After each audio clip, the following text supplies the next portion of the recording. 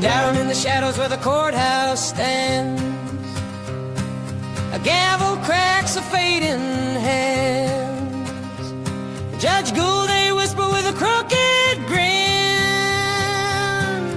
played the game where justice don't win. Free Rick Allen, let him go. Chains on the innocent, don't you know?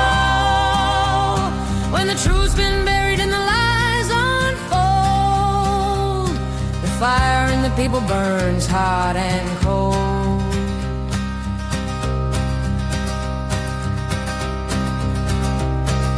Prosecutor Mickelin with his papers tied wrote the tale that never saw light. Twisted words in a room of stone left Rick Allen to stand alone. Who will answer? Who will pay? The sun don't rise on a judgment day. Free Rick Allen, let him go. Chains on the innocent, don't you know? When the truth's been buried and the lies unfold, the fire in the people burns hot and cold. Officer Holman, eyes like frost, drunk on power, the line got lost. Lock the doors, keep him inside, for justice limps where his footsteps stride.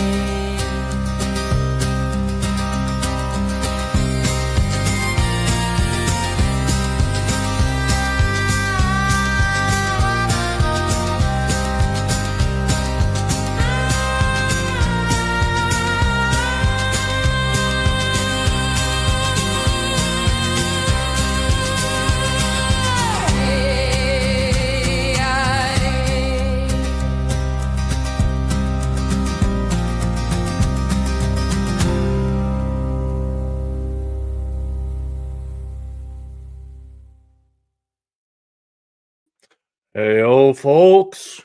Yeah, I said yesterday I was probably not going to stream until I got everything situated in the States, because I am traveling on Wednesday.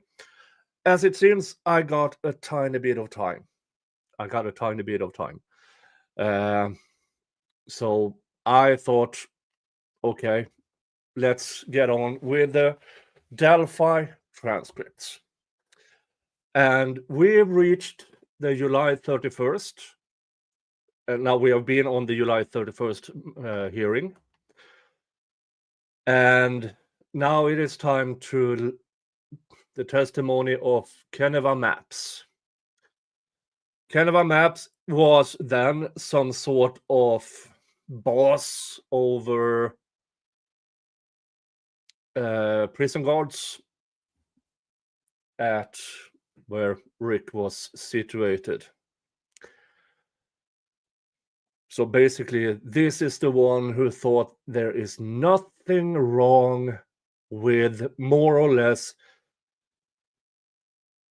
gang patches on uniforms. So you will understand that I might have something, I might be slightly biased, but that shouldn't come as a surprise to anyone at this point in time. There might be snark, because as you see, sign is up, snark attack. I still haven't received my snarknado yet, but when it comes, it might be up there as well. Hello, folks. Good to have you here. I see I Love Muzak. I see Sharon. I see Mitch Garbage Brain. I see Serenative. I see Mrs. Kigrift. How you doing? Unindicted co-conspirator. Texas Annie. And Christine, of course you can, Christine. You can always. I'm very, very happy that you keep asking, but you can, folks. Christine has been. She was probably one of my first subscribers. So yeah, Christine, you can always stream my shows, always. Oh, hey, Sharon, finally catch a live. Yeah, this will be the final live stream before I get to the States and get situated over there. Now, when it comes to the States, I have made a few purchases. I got one of these, so I can have my phone and everything, yada yada. Yeah, you know the drill. Da da da. Wee.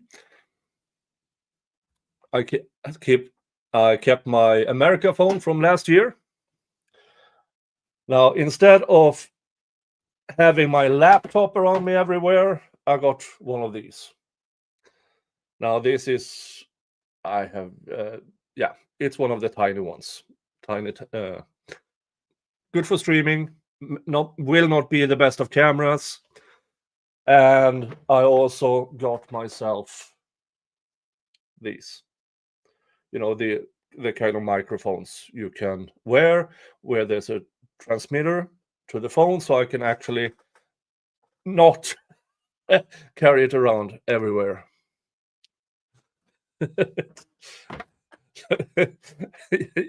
Yeah, I mean, it's a tab. So it will do the work. So instead of me carrying around a big ass laptop everywhere, I will have that to live stream from. So, yeah, Canva Maps, and whoop, hold on, let me get myself correctly situated. I think this, yeah, right around there. So there. Test it out before you leave. I have done some recordings on it, so I know it works. But it would be fun as well to do the test when I get there. All right. Yeah. Let's get on with it. Call Canva Maps, Your Honor. Mr. Rossi, could I ask for 1 second? The court, yes. And I will ask, when he asks you to state your name, I will ask you to spell your name for the record, please. The witness, okay. Questions by Mr. Rossi. What's your name? Canva Maps. And Miss Maps, hold on, I need her to spell that. Go ahead and spell your name for the record. Oh, yeah, thank you. Spell my name, okay. Kenneva. Last name Maps, Mapps. Where do you work? Westville Correctional Facility. What do you do there? I'm a lead investigator. Question, and that's a pretty general description, no offense, but just tell the judge in a little bit more detail what that entails. We investigate wrongdoings of offenders, staff members, visitors. We do a number of things. We do investigations, of course. We interview, we make rounds, we interact with the offender population. How long have you been with the DOC? 27 years. And you have been in investigation 17 years. 19, okay. You have a high school education? Yes. And some college? Yes, sir. You know what a safekeeper is in the DOC?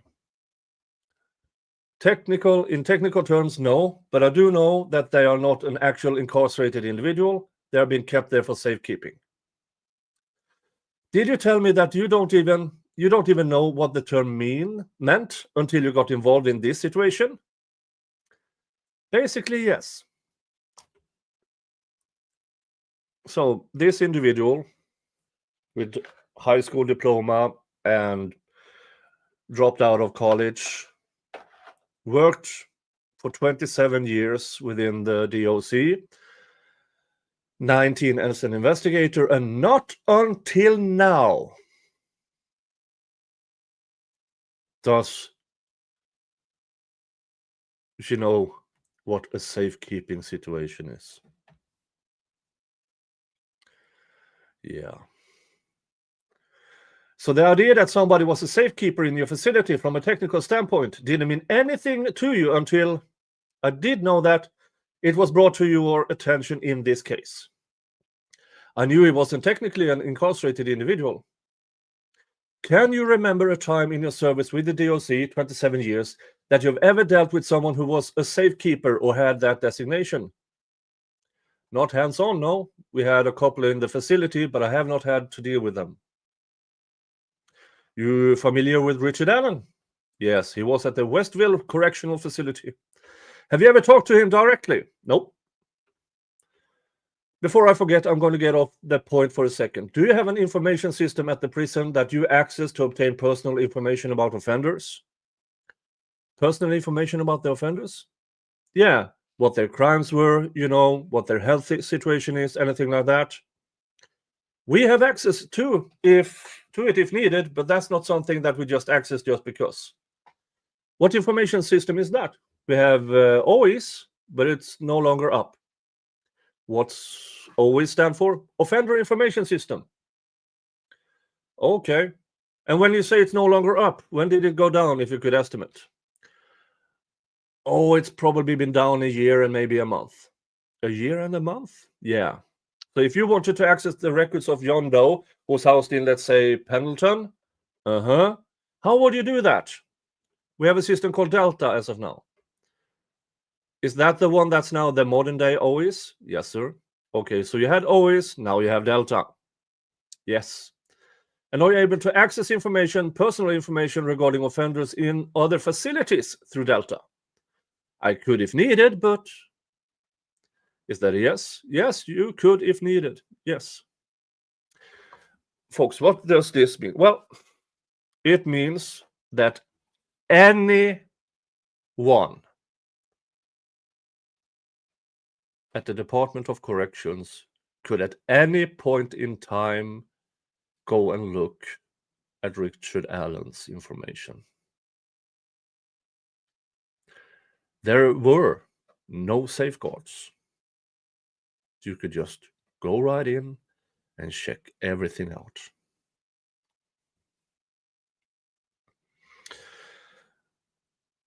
Click on a mouse or hit some buttons on your keyboard and yes, quick enough. Yes.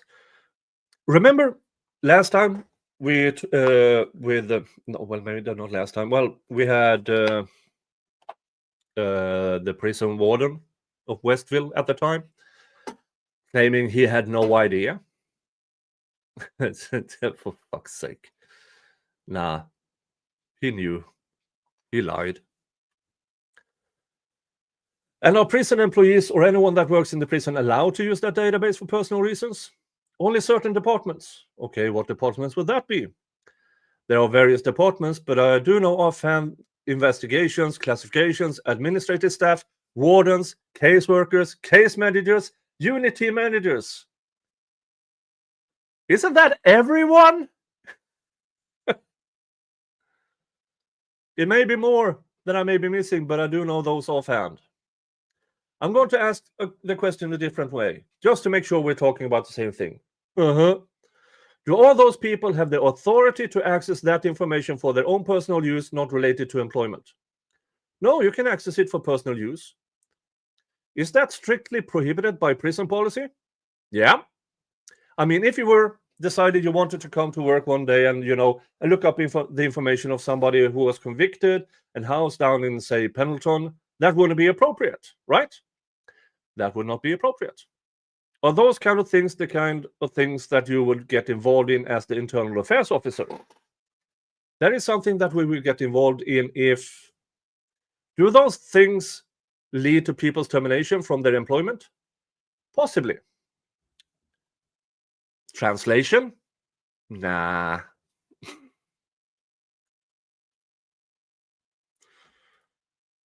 Hi, Gigi. What prison is Rick in? I'm not entirely sure, but he is in Oklahoma somewhere. I think maybe the chat can help you with that. Hello, Carol. It's good to have you. Texas Ann is here as well. Hey, folks. If you have a question, remember to do what Gigi does, the big red question mark. That way, I get to see it.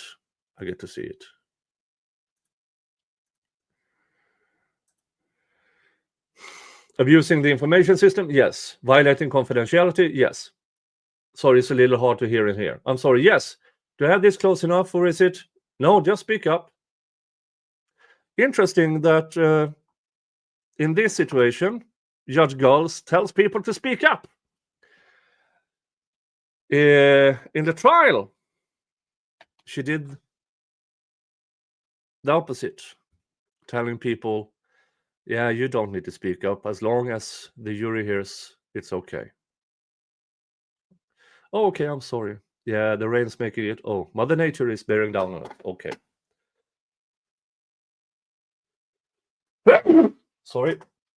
So did you ever have contact with Warden Jellypoo as it relates to Richard Allen's detention circumstances? Yes. Were you asked by Warden Jellypoo to store information regarding videos that were taken from his cell? Yes. Him being Richard Allen, yes. Richard Allen, sorry, yes. And were you asked to store written information regarding Mr. Allen's letters, log sheets, anything like that? Yes. And can you think of anything else that you've been asked to retain or store with regard to Richard Allen record-wise?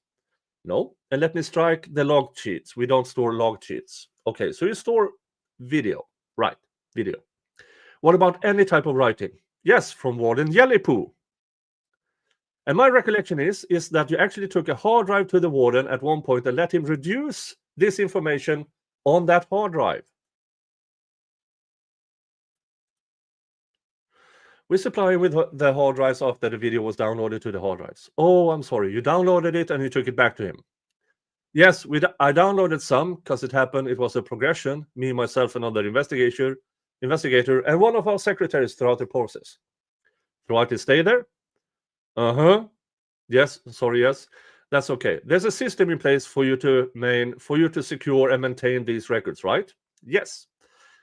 In the course of your business, is it your expectation that some of these things can be used in litigation or for litigation purposes? Yes. Is that one of the reasons why you store them? Yes. Did you ever have contact with any law enforcement officers related to this investigation while you were working at Westville? Yes. Tell us who those officers were. I believe it was, I don't remember all of their name. One was Mullins. It's because they came to the facility to interview him. Okay, so another one named Harshman. Does that sound right? It does not sound familiar. You don't know. What about Holman? Does not sound familiar. But you remember Mullins? Yes. So that would be out of the 3 people who claim they interviewed Rick Allen at the prison, she doesn't recognize 2 of them. Strange, isn't it? Strange. Stephen Mullins, does that sound right? Yes. Investigators with the prosecutor's office? Yes. Here in Carroll County? Yes. And did Mr. Mullins reach out to you, or did you reach out to them? He reached out to me. Okay, tell me roughly when that occurred and what was the nature of that conversation. We didn't have a conversation like via telephone or anything. I was told that they were coming to interview him, and I took a video camera over to WCU so they could interview him, Mr. Richard Allen. I'm sorry. Okay, so you know when this occurred during his stay at the facility. Was it early, middle, late? Can you give us some idea? It was at the beginning of, he was new to the facility. Mr. Allen was new to the facility. Okay, so I'm just trying to summarize to move on. Police apparently contacted your facility and they wanted to meet with him. And you helped with the video part of that. I just gave them, I supplied the video camera. Aside from that time, were there any other times you communicated with police officers that were there to conduct an investigation regarding Mr. Allen's case? Yes, so tell the judge what that was. For ViaPath or GTL, which is the offender phone system. So were the police essentially looking to get access to his phone calls? Yes. And did you help them with that process? Yes. You gave them a link and they were able to, theoretically, they would be able to go through that link to gain access. Yes. And you know that because you've been working there for a long time, right? Yes. And you're familiar with the GTL system? Yes. Same question again now. Other than those two circumstances, did you speak with any law enforcement officers at any time regarding the investigation or regarding an investigation of Rick Allen? We did not speak regarding the investigation with him. No. No. Are you saying like specific things or no? Well, you answered my question. No. Thank you. We did not speak regarding the investigation. So there were more contact. Thank you. Did you ever? No. I asked you about the self-ending companion program. You're familiar with that, right? Yes. But it's not a program that you run or operate. No. You told me that it was part of the Plus program. Yes. And you thought it was faith-based. Yes. And you think that the inmates get time cuts for being a part of that program? I believe so. Are you familiar with the phrase Norse paganism? I've heard of it, yes. Okay, and did you tell me that, or are you familiar with the phrase Odinism? Yes. And Asatru? Yes. And are those at times associated with offenders who are housed in your facility? Yes. Is that one of your jobs to keep track of gang activities? Yes. Is that how you know about this? Yes, these designations. Yes. Are you aware of any investigations into any prison staff members affiliated with those groups? Yes. So you have both convicted people and staff. Odinists.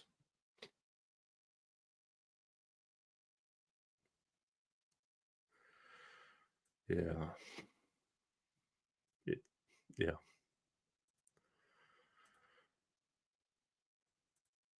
Yeah, it's pissing me off. Everybody in that prison knew. The warden knew. Everybody knew about violent offenders, Odinists, and prison guards, Odinists. And who controlled who got to be the people guarding Rick? Is it far-fetched to say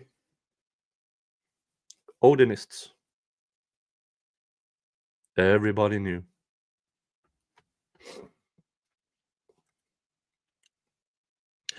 What are you aware of? Just that staff was wearing patches on their vests. But that's about the extent of it that I know. You didn't conduct any investigations yourself? No. Isn't that your fucking job, Miss Maps? For past 19 years, an investigator? But no, not her. Are you one of the primary investigators at the facility when somebody's got to go out and do the basic, what I call police work? Yes. You're it, right? Yeah, I delegate a lot, but yes. When you say you delegate, you got a couple of other staff members. Yes, I have other investigators. Okay, how many? I have 8 investigators and 2 analysts. And when those investigators are investigating circumstances at the prison, whether inmates or guards, inmates or staff, you know about it, right? Yes. You're the boss. Yes. I don't have any further questions from Miss Maps. Why? Okay. Cross-examination by Miss Diener. Miss Maps, the fact that you are not familiar with safekeepers in DOC, does that have any impact on your job? No. Why not? And so if you were asked or required to perform an investigation, whether it's a sentenced offender or safekeeper, you would do it the same way, would you not? I would do it the same way, yes. Is it within your responsibilities or professional knowledge to know whether a plus inmate gets or whether an inmate gets a time cut from participating in plus? Could you please repeat that? Is it a part of your job to know whether a person participating in the Plus program to get a time cut? No. What do you base your knowledge about time cuts with the Plus program on? This is what is common knowledge. To whom? To staff members, to the offenders, because most of do it for the. I mean, they care about people too, but they do it for a time cut. Is the time cut given by DOC? Yes. And you're not involved in that, or you're just nope. Believe it happens. I believe it happens. I'm not a part of that. That is what I would say is industrialized snitching.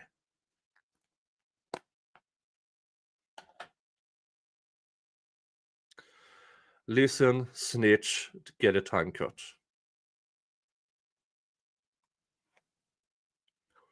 Okay, have you? The cameras that are in the isolation cells, are you familiar with the specific A107 and B107? Yes, configuration, yes. And those cameras run 24/7, or how do they operate? They run 24/7, yes. Do they run even if the person is sleeping, or are they motion activated? They run most of the time. If the person is there, it'll run, but they run 24/7 for the most part. What would prevent it from running? There are sometimes technical glitches, conveniently. That would probably play a factor in that. Okay, but motion activation is not one of them. No, not in the observation cell.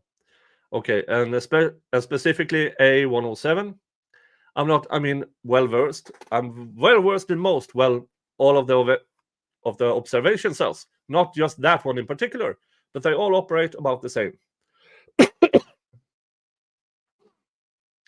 Okay, and is the video on those stored indefinitely without you doing anything? Not indefinitely. It depends on the server. There could be technical difficulties that may prevent the video from being stored on the server. How fucking convenient to always have that excuse. Hey, where's that? Technical glitch. You should have this. Technical glitch. No, it's a built-in excuse.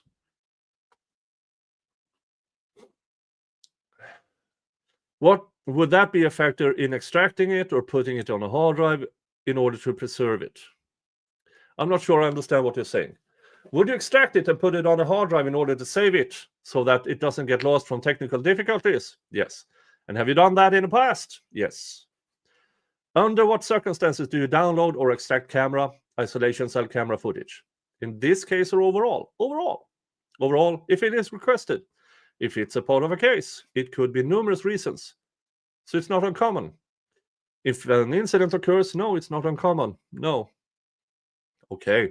Did you review any of the written documents you put into evidence for Mr. Allen's incarceration period? No. Do you have any independent recollection of how many documents you may have received from Warden Jellypoo, like a request of an inmate for him to come see him? Could you please repeat that? Yeah. If Warden Jellypoo testified that he had a request from Richard Allen to confess, and he indicates that he gave it to Internal Affairs, yes, is that your department? Investigations, Internal Affairs is kind of interchangeable, yes. Okay, and he indicated that he identified it as a document to go to Internal Affairs. Yes. Do you know how it gets to your office from his? At the time, I believe he gave it to one of my investigators. She brought it down and put it in the evidence room. Logged it in and put it in the evidence room. And you sit here today, do you know if that happened more than once, specifically with Richard Allen and Warden Jellypoo? As far as I know, twice.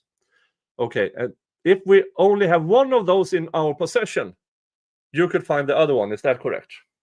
If there is another one, I could find it, yes. Okay, thank you. No other questions. Mr. Rossi, redirect. You mentioned those patches. What was on the patches? An Odinist symbol.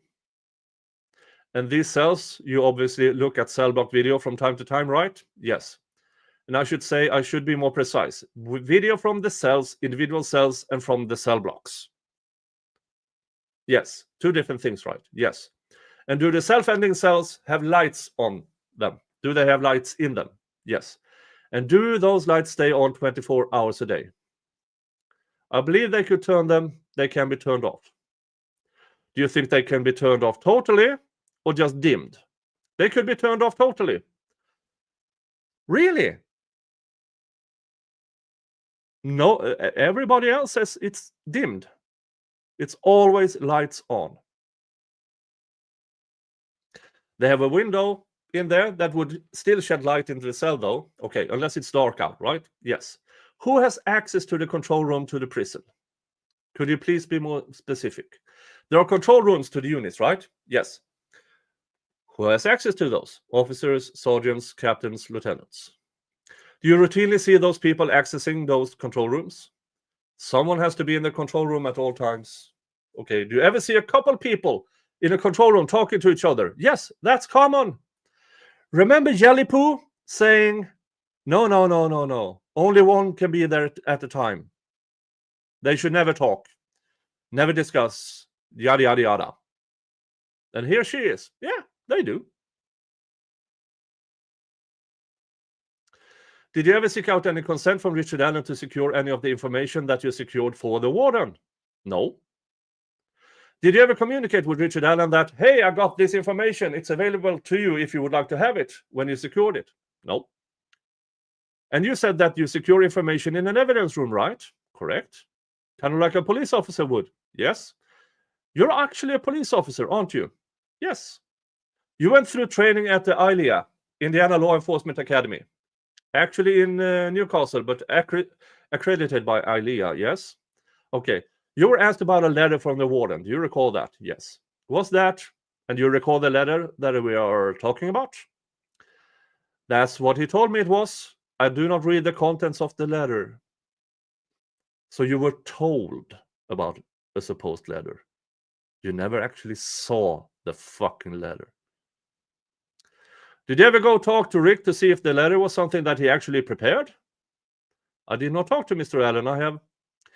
Did you ever reach out to his legal team to report that that letter existed? No. You just secured it? Yes. And you believe that that information was passed on to central office at some point? As far as I know, yes. Central administration is probably a more technical phrase, right? Central office is what we would say. Okay, nothing further. So they hid it. Yeah. This supposed letter that Richard Allen would have written around in the beginning of April. When were the defense supposed to find out about it?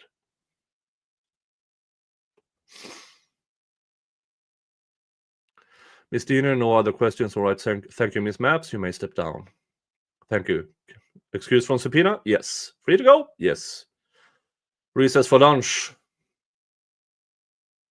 All right, are you ready with your next witness then, Mr. Rossi? Yes, I am, Your Honor. I'm going to call Jerry Holman.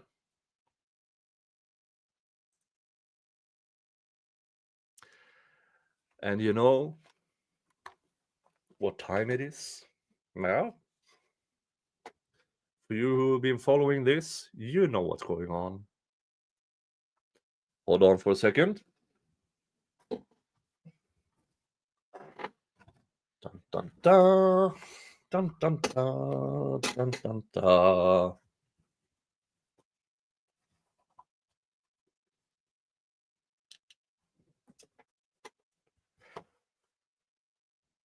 Every time Jerry Holman is here, his third cousin by inbred marriage, Arthur Holman, will do the reading. Everybody say hello to A. Holman.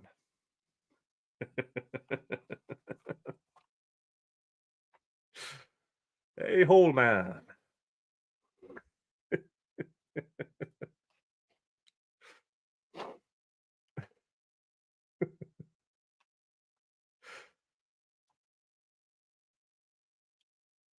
I'm sorry, I'm looking for Trooper Holman, who, you know, is not back from lunch or something. We're trying to figure out where he is. I'd rather call him first. And Judge is back from lunch. I think he's back in our office. I didn't know he was going to be called first. Okay. so he's not gone. He's just downstairs. Blah blah blah blah blah. Trooper Jerry Holman, Your Honor. Witness sworn. May I? Yes. Tell us your name. Jerry Holman. Holeman. Thank you, Trooper. And who do you work for? Indiana State Police. I don't know his voice. I just imagine that's about close. Okay, and you were here yesterday, and when we went through all this, you're one of the lead investigators in this case. Is that right? Yes. Okay, and are you familiar with Rick Allen's detention circumstances, or have you been familiarized with them over the past 18 months or so? Yes. Detention circumstances. Yes. Where he's been held, what the circumstances where he's being held, where he's been transported to, those kind of things. Yes. And is that related to his circumstances at the White County Jail initially? Carroll County, White County. I'm sorry, Carroll County. Westville. White County, Westville. And then Wabash. Okay, all of those, right? Yes. All right. And do you acknowledge, or is it accurate to say that some of his conduct while he's been detained has been a part of this ongoing investigation in this case? His conduct? Yeah. The things he's saying, the things he's doing, the way he's acting. Statement that is made? All those kind of things. Are you asking about statements that he's made? Yeah. Well, and the way he acted for? Yes. Okay, and have you assigned officers in the course of your investigation to, I guess, investigate, for lack of a better word, the circumstances regarding his detention at Westville? I've assigned them to monitor his phone calls. Okay, and tell us who those officers are. The main one is Trooper Brian Harshman. All right. At some point early on, Detective Vito was involved in that, but mostly the documentation and investigation of it is going to be through Brian Harshman. Okay. I think I also, where at some point, Investigator Mullin from the prosecutor's office was doing some interviews up at Westville as well. Am I correct about that? Yes. Steve Mullin, Rich Davies, myself, and Brian Harshman, I believe, were the only ones who went up there and interviewed corrections officers and/or inmates. And was it that first prompted you to either send someone up there to do some interviews or conduct some interviews yourself?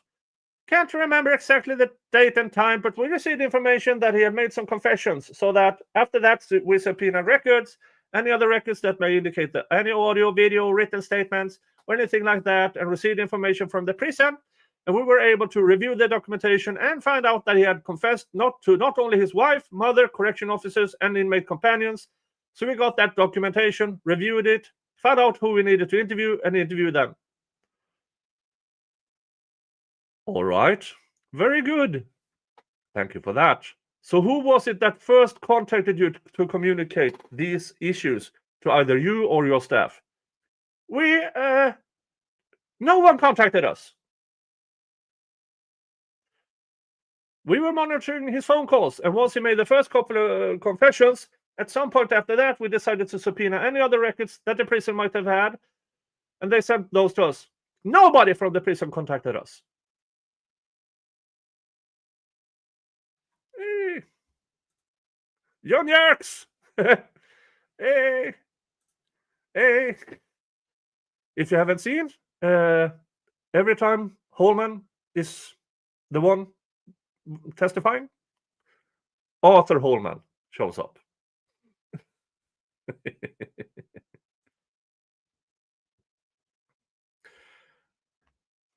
Okay, so you were actually monitoring his phone calls as a part of your investigation before any of this even occurred, these statements? Yes! That was a formal part of your investigation. You set that up so that you could do that while he was there. Yes! All right.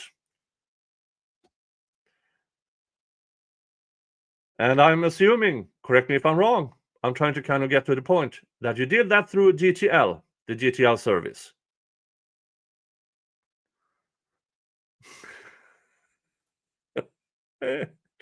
I'm so Oh, if Mrs. K-Grift, if your thought is around, this is not the right mask.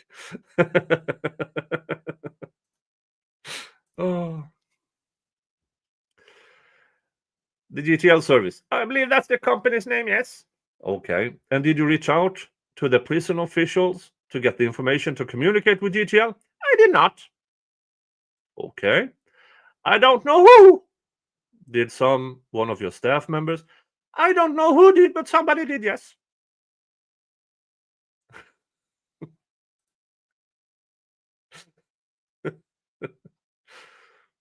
All right. And so basically you were using GTL as your conduit for essentially surveilling his communications to the outside.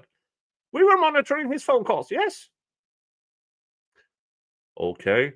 How is that you know whether or not those phone calls would be phone calls he would have had with his lawyers, other than just hearing his lawyer's voice? Right. Well, the prison has it set up that those don't go into GTL. So those, we don't get any communications between him and his attorneys. I don't know how they do it, but I've never listened to any conversation between him and any of his attorneys.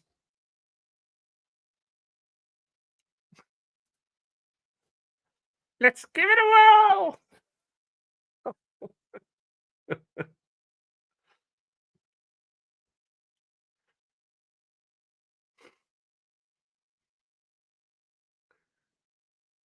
Okay, did you listen to have somebody on your staff, or you listen to these calls like on a weekly basis, or is this almost like in real time? Help me with how that works. Weekly, maybe a little more frequent than that, but then my view of this is that you got some officer with a pair of headphones on, sitting in an office somewhere, like, okay, now I got to go through a week's worth of phone calls, and you sit down and you kind of knock them off in bulk.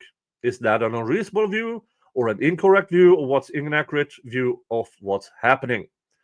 No, I would agree with that's a pretty accurate statement. Probably maybe a little less or more, give or take. And did you actually listen to those calls? I mean, as a matter of routine? No.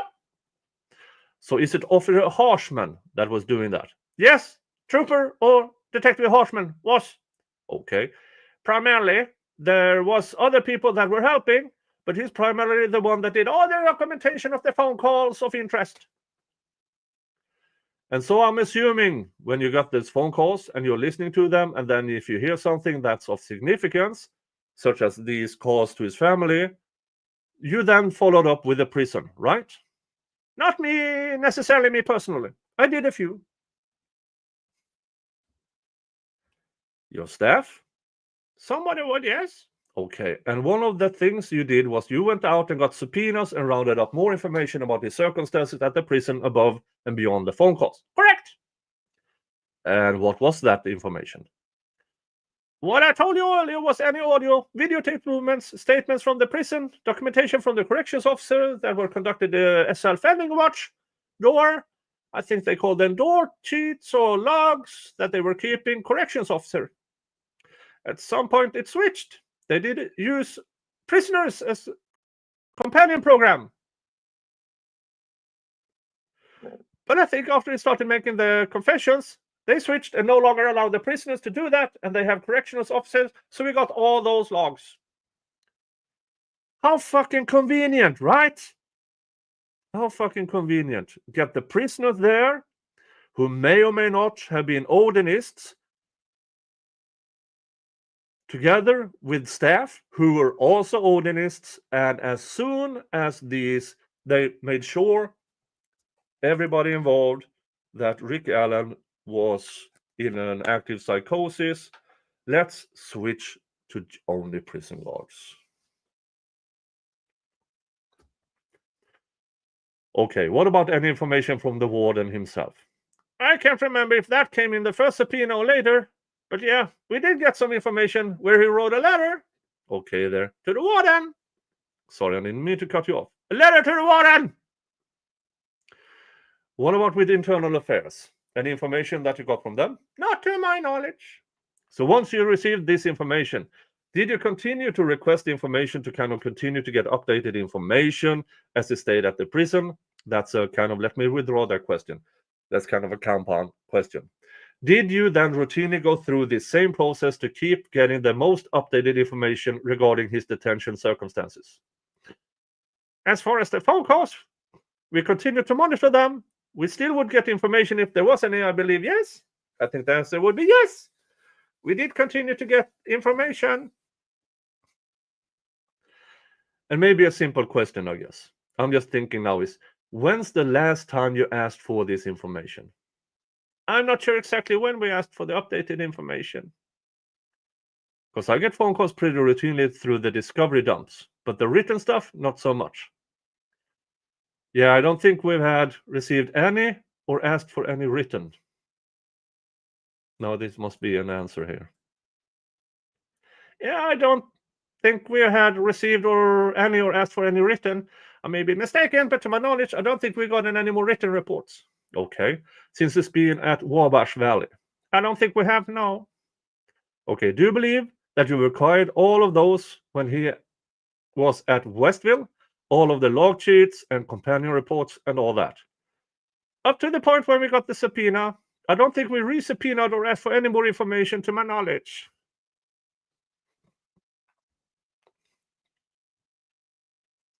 Have you ever listened to any of those phone calls yourself? Yes.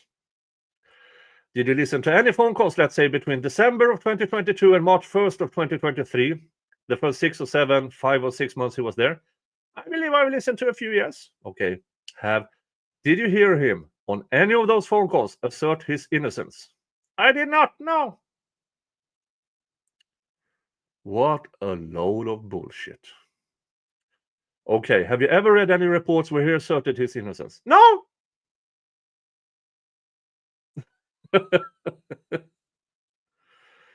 Okay, you interviewed him twice before you arrested him, right? Once!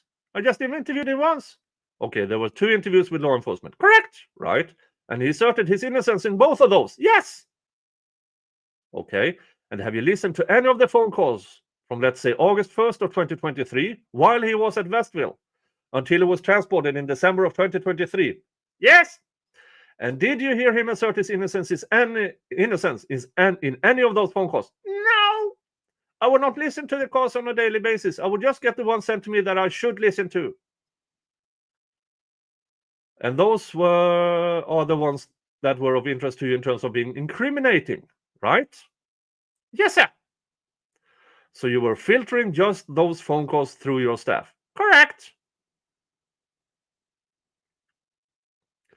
Okay, and so at some point, did you start, I'll say directing, that might be a hard kind of aggressive word, but directing some of your investigators to go to Westville to collect information about these phone calls and log sheets and things of that nature?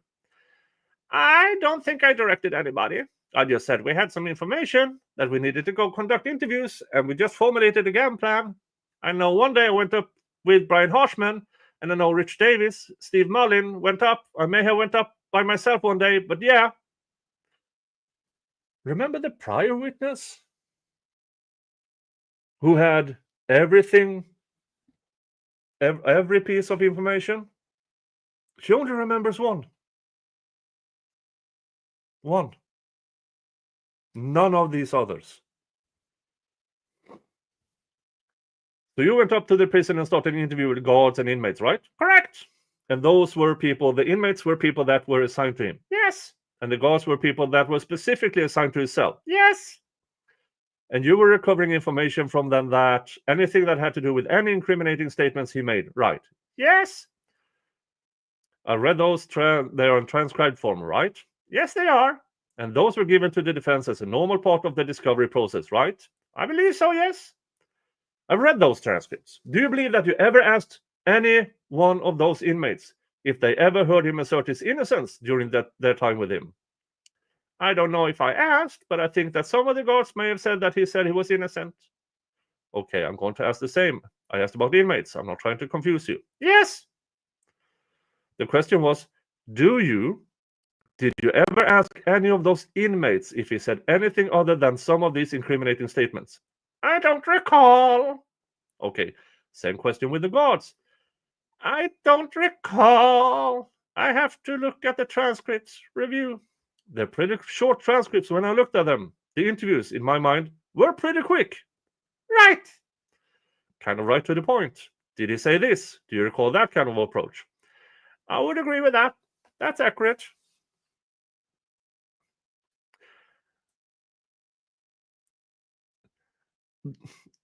So more or less they went there and did he say he killed them? Did he say he killed them with a knife? Did he say he killed da? More or less the type of the type of questions that would be inadmissible in court. Because the correct question from an investigator that isn't a clinical moron like Holman would be, please tell me what he said. Not checking off some fucking roadmap. Did he say this? Did he say this? Did he say this? Did he say... Jesus Christ. You didn't ask any questions about the history of their monitoring him from the beginning to end, did you? I believe we did, ask about his behavior and things like that. Did you? Do you recall asking them about conversations? Any of these inmate companions about conversation they had with him, aside from the incriminating ones that you mentioned or we're talking about? Could you repeat that again? Yeah, I'm sorry. Do you recall asking any of the inmate companions? Now I believe here they have to talk to Holman as if he was a toddler, because he's a clinical moron, in my opinion.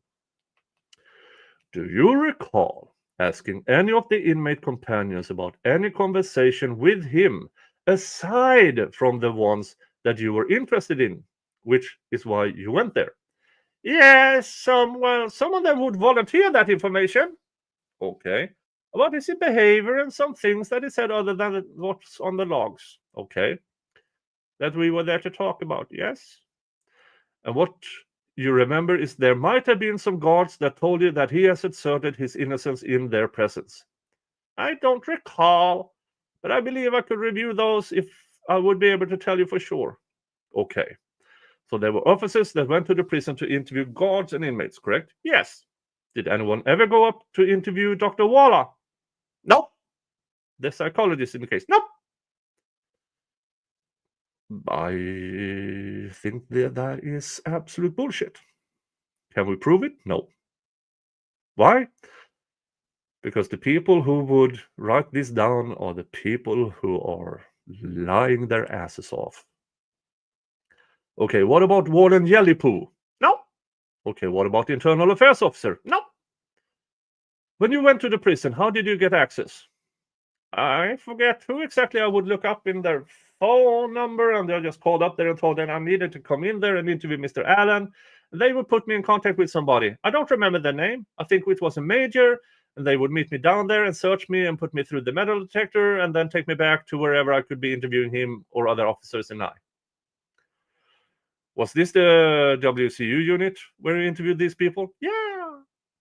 So you went in the prison and then in what I call mini prison within the prison. Not always, but I've been in. Okay, there. And I've always been in the administrative building. There's a basement. They have an interview room. Did you also do some follow-up investigations based on the things that you heard in some of these phone calls or read in some of these log sheets? Other than interviewing the people that we already discussed? Yeah. Let me ask you a cleaner question. You acknowledge that you listened to these phone calls, right? Some of them. And you heard things that Rick Allen said, right? Yes. And you characterized those things as incriminating, right? Correct.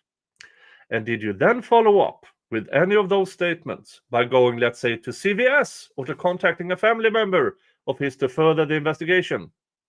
Some things, yes. Okay. What do you recall doing?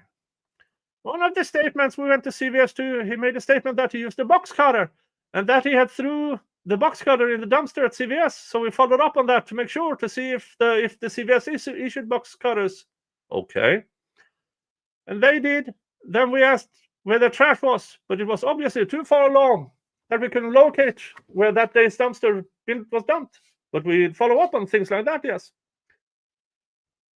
And folks, Conveniently, very shortly after this box cutter thing occurred was when the medical examiner had a eureka moment and went from 2 different knives in his report to box cutter.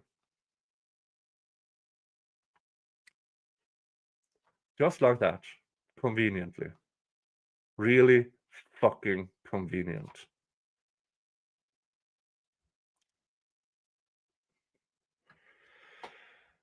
And did they? And they did. We asked where the trash was, but it was obviously too far along that we couldn't locate where that day's dumpster was dumped, but we'd follow up on things like that, yes. So this was an ongoing investigation, right? Even while he was housed at the DOC. If we had any new information, yeah, we would follow up on it. Follow up on it. And did you interview any of his family members or extension of his family based on anything he said at the DOC? No, I don't believe so. I thought I recalled that maybe friends of his daughter or something like that might have been interviewed at one point in time. Maybe. I know that we interviewed his daughter and his wife, but I think that was before. Okay. I don't recall. It could be a possibility that we did. So has your law enforcement team extended, I guess I'd probably say hundreds of hours monitoring these phone calls and then reviewing all these log sheets and things that have been created over the course of his day? Is that a question? That was more of a statement. I'm sorry. Did you say I heard. Let me withdraw it. I'll ask a new one. Okay, thank you.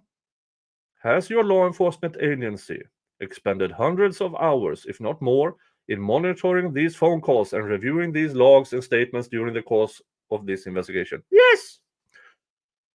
Okay. Have you ever been involved in, how long have you been an investigator? Probably 17 years, 16, 17 years at least. Have you ever been involved in a case where an accused was housed in a county jail and there were log sheets generated by officers or staff of that jail? I believe so. Tell me that case. I don't know exactly what case, but I think White County. Most of my investigations would have been White and Carroll and Tippecanoe County, and I know they have log sheets. I don't know if we ever had to access them, and those log sheets would put, what time medication was issued, if there's any abnormal activities and things like that I would be able to review. But you never done that. I've done it. I just don't know exactly what case. Oh, I thought you said a minute ago that you don't think you've accessed them. I think I have. I don't know. Okay. To be honest with you, I know they have them. All right. I'm not sure if I've ever used them or not. I think I have. Are you aware of any circumstance in any of the county jails that you've been associated with in your law enforcement career where they assign other inmates at that jail to monitor and keep record of another inmate? No. A more simple way of putting this is, right, have you ever heard of the companion program in a county jail? No, I have not. Very unique, right? I believe so, yes. No further questions. Miss Diener, cross-examination.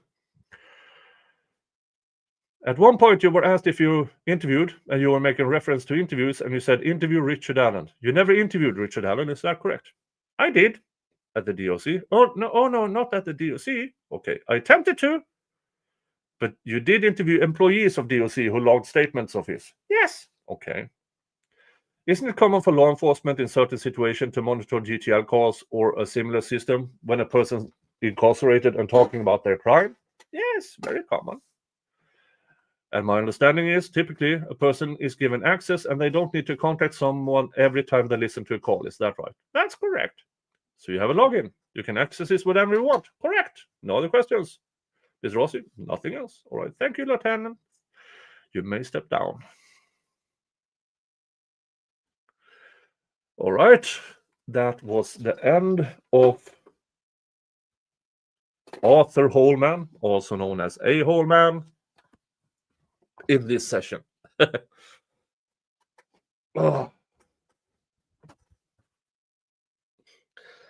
Now we are getting to a person I've grown to absolutely loathe. Dr. Monica Waller. Dr. Monica Waller, I've said this before and I will say it again. If I have one wish at the end of days, is to get a little window to watch your face, Dr. Waller. The surprise on it when you discover you're not going to the good place. You're going downstairs. And I hope that you will look up to that window and I will just...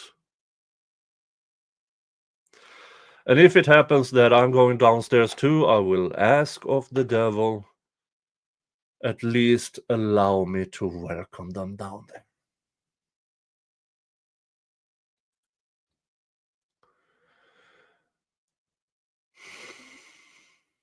I call Dr. Monica Waller. Mr. Rossi, may I? The court, yes. Go ahead and state your name, Monica Waller, and you can go ahead and just sit back normally in your chair. That will pick up just fine as long as you speak up now and nod. Okay. And you're a psychologist, right? Yes. So calling you Dr. Waller is okay. Yes. All right. Very good. Dr. Waller, spell your last name for the court reporter. W-A-L-A. And tell the judge where you work. Westville Correctional Facility. I believe she had to leave that shortly after, because she didn't work there when trial arrived. What do you do there? I'm the lead psychologist. And were you specifically assigned by the administration there to basically treat Rick Allen? She actually volunteered. Yes. Okay, Richard Allen, sorry. Yes or no? Yes. Okay, and I may remind you to say yes or no a few times. Don't get upset with me. We're just trying to pick up on a recording, okay? Yes? Yes. All right. And tell the judge how long you worked as a psychologist at the prison. Since 2017. And did you work as an acting psychiatrist or licensed psychiatrist anywhere before that? No.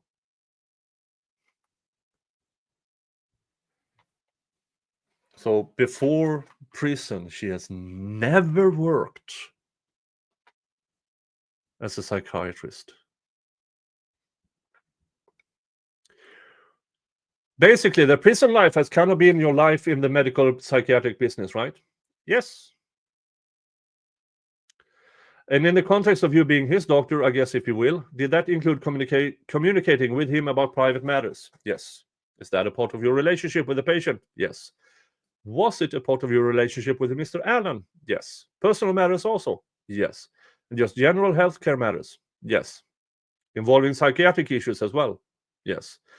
And did you have contact with him on a weekly basis, or how would you describe that?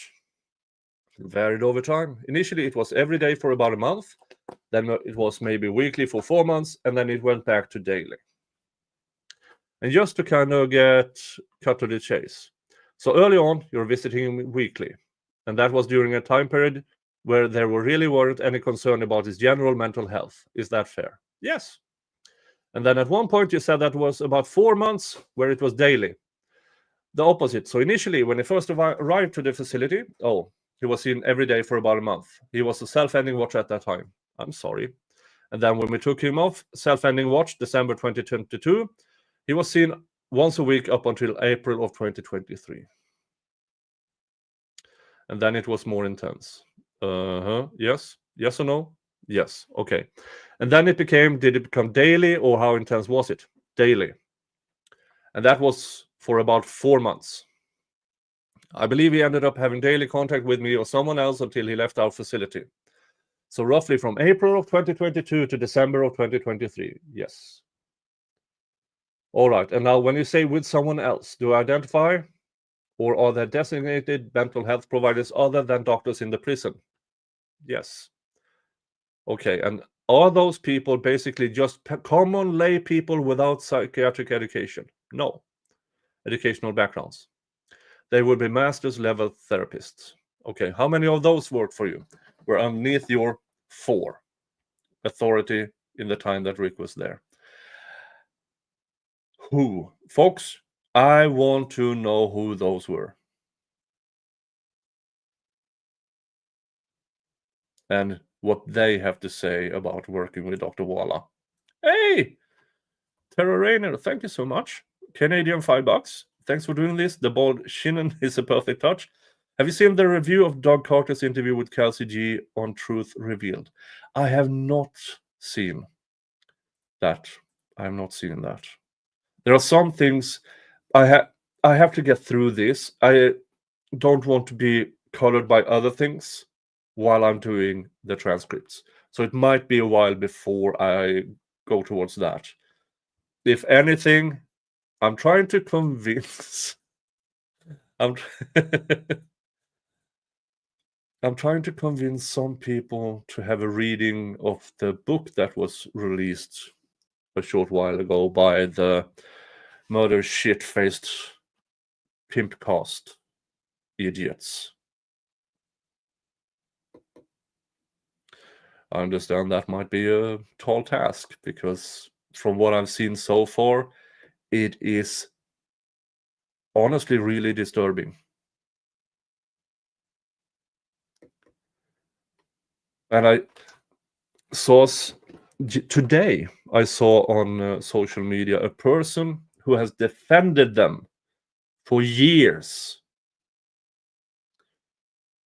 Then she started reading the book and remembered what they said back in the day on the podcast.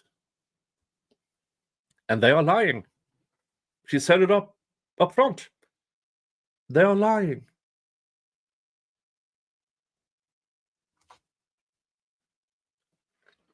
It's absolutely, yeah. And then, do you have any have even a lower level of mental health provider? And I've seen all these acronyms in the guides. Behavioral health specialist, BHS, right? Yes. Now, do these people, do they have any what I call formal psychiatric training or bachelor level, bachelor's in psychology? Okay, and so when you say that people are having contact with him, in a general sense, it would be any of those three types of individuals, right? For the most part. Do the majority of these contacts occur with Mr. Allen while he's inside of his cell? So I would say a good portion of them would. So that we have, that we call rounds, is when one of the providers walks the ranges and speaks to people at their cell fronts. And so at that point, that individual isn't pulled out of their cell. For Mr. Allen, I believe that was at least twice a week. And then we would offer at least once a week to come out of cell. Okay, and so forgive me, but my view of this is one of these BHS or maybe one of the other staff members walk down the hall and knocks on the cell door and says, how you feeling? Can I get anything for you? Is that kind of the typical round? For the most part, okay. Want to look into, where their head's at, and the thought of self-harm, self-ending. Okay, you're talking to somebody through a metal door, right? Yeah, and the little slit that they get fed through, right? And through the crack of the door. Okay, do you open the cuff port every time you talk to? No, you can't open it. So you don't even get to do that. Negative response. Shaking your head, no. No. So the mental health intervention, I shouldn't say intervention, the mental health contact at the cell basically is you talking through a crack in the door.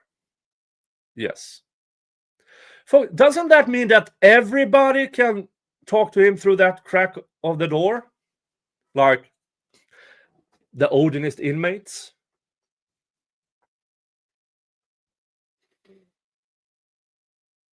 And when you met with Rick the first time, do you remember that meeting? Yes, the first time you met with him? Yes. Okay, and was that contact in the cell or was it outside of the cell? It was in a different area, so it was a barred cell and I was outside. Okay, and he was inside, so I got to see him. There was not so much of a barrier, so it was not in cell. No. Oh, I know I was struggling earlier. Now I know what I was going to ask you. When these contacts occur at the cell door through the crack, those are part of mental health providers doing rounds throughout the rest of the facility, right? Yes. So you might go check on several dozen inmates in a day and do a round. Yes. I mean, there's 255 roughly apparently in that unit. Do you acknowledge that generally? If you did the math, 14 times 4 in one pod, and there are 4 pods. Okay, so when you do those rounds, you're talking to dozens of people in a day, right? Right. You can't sit there for hours or even lengthy periods of time and communicate with inmates, can you? No.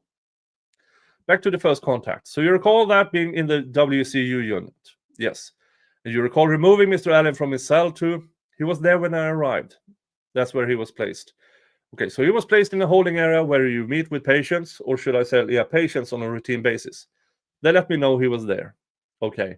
And we talked about that particular setting, right? I think so when I took you a dippo. Uh-huh. Yes? Yeah. Or no? Okay, we'll get to that in a minute. When you first met with him, did you have him sign any documentation? I may not have. He arrived to us on self-ending watch from RDC, and he would have signed the documentation there. So if he was already in the self-ending watch condition, he wouldn't have had a pen or anything to sign with. So the answer is, you did not. Right. No, because he couldn't even have a pen. Right. When he hit the doorstep at Westville. Correct? Correct. So did you review the documents that he signed from RDC, Reception Diagnostic Center, right? Briefly. Okay. What would those documents entail? Just a quick intake, background information. My recollection is basically there are the basic rules, and you have him check some boxes, and then you sign. He signed his name, yes. If you're talking about the limits of confidentiality form, then yes. Okay, well, tell the judge what you did. You did with him in terms of his discussing with him his confidentiality issues. I don't know if I really addressed confidentiality that first day. Okay. When they're on self-ending watch, it's more of an emergent situation. So sometimes those documents are bypassed until the individual is off the self-ending watch. How fucking convenient. Nobody told him about confidentiality until later.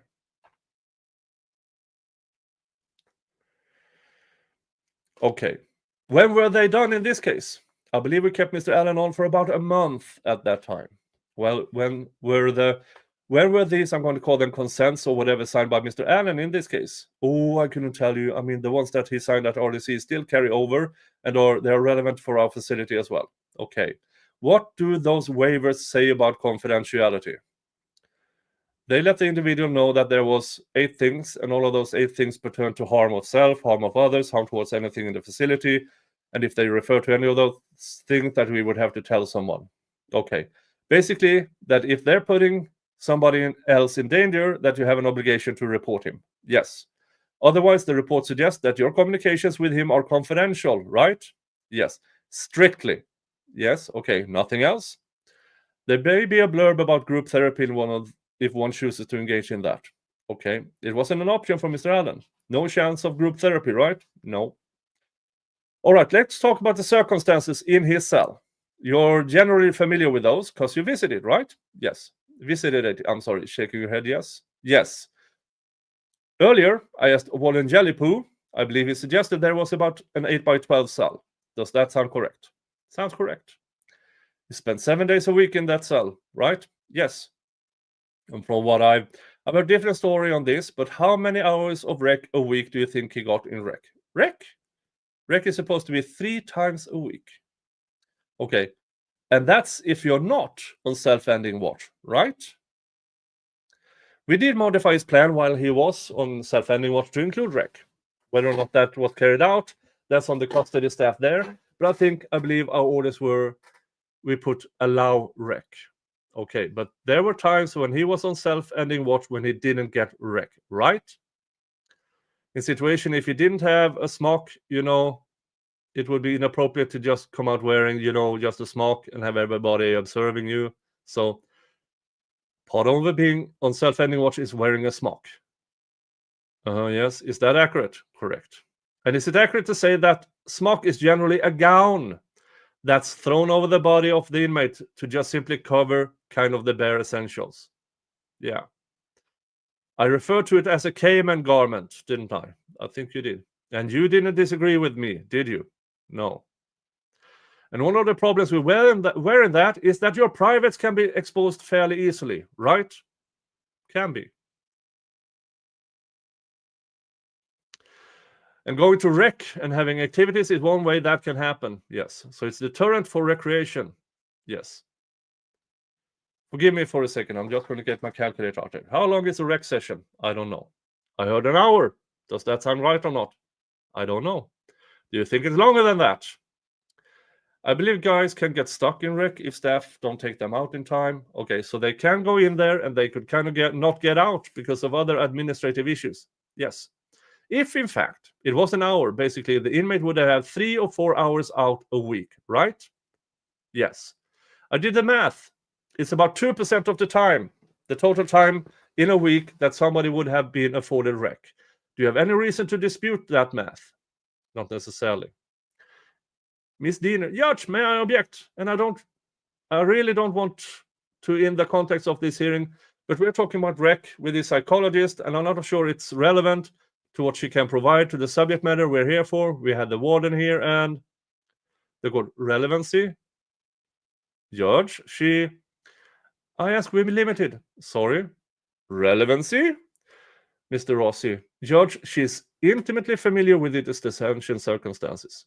She already described that she visited his cell 2 days a week. I know from deposing her that she spent time with him there on the unit, so I think she got first-hand knowledge. So I do think it's the good. But she just said, I don't know how long rec is, and I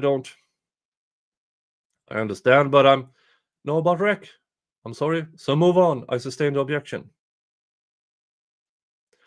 I'm going to move on from the rec thing. I thought she was talking about in general. The court. That's what she said. I don't know how long rec is. Okay, thank you.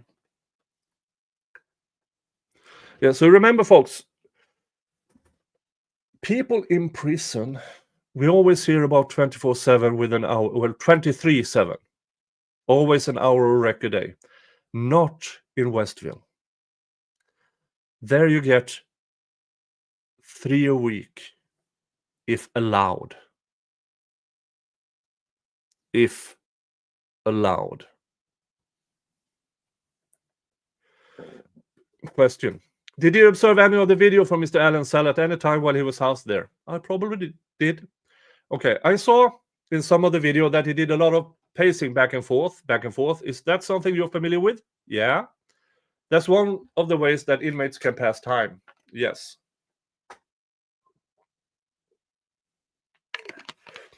And it's do you agree that's a very monotonous activity? Yes. And do you agree that's one of the forms of, I'm going to say, recreation, I guess, in some ways, while they're in their cell, right? Yeah, it could be. Okay, how many steps would you think it's from one end of a cell to the other? 15. So back and forth, 15 steps, right? 15 one way, 15 back. Okay, that's just a guess. And you're aware that those cells have lighting? Yes. And did you tell me that you believe those lights were on all night long in some form? I do recall Mr. Allen telling me about a light that he didn't want to turn off because he was worried he'd get in trouble. I don't know if that's a different from a light that's normally on, so it's not pitch black, not... Now, when they're on self-ending watch, strike that. I didn't mean to interrupt you. Go ahead and finish. No, you're gone. When they're on self-ending watch, they have lights on in their cell at all time, right? That's probably ideal in that situation. Folks, outside of prison, do you believe it's a recommendation from psychiatrists that people who are experiencing self-ending thoughts to be kept awake 24/7? No. But in prison it is.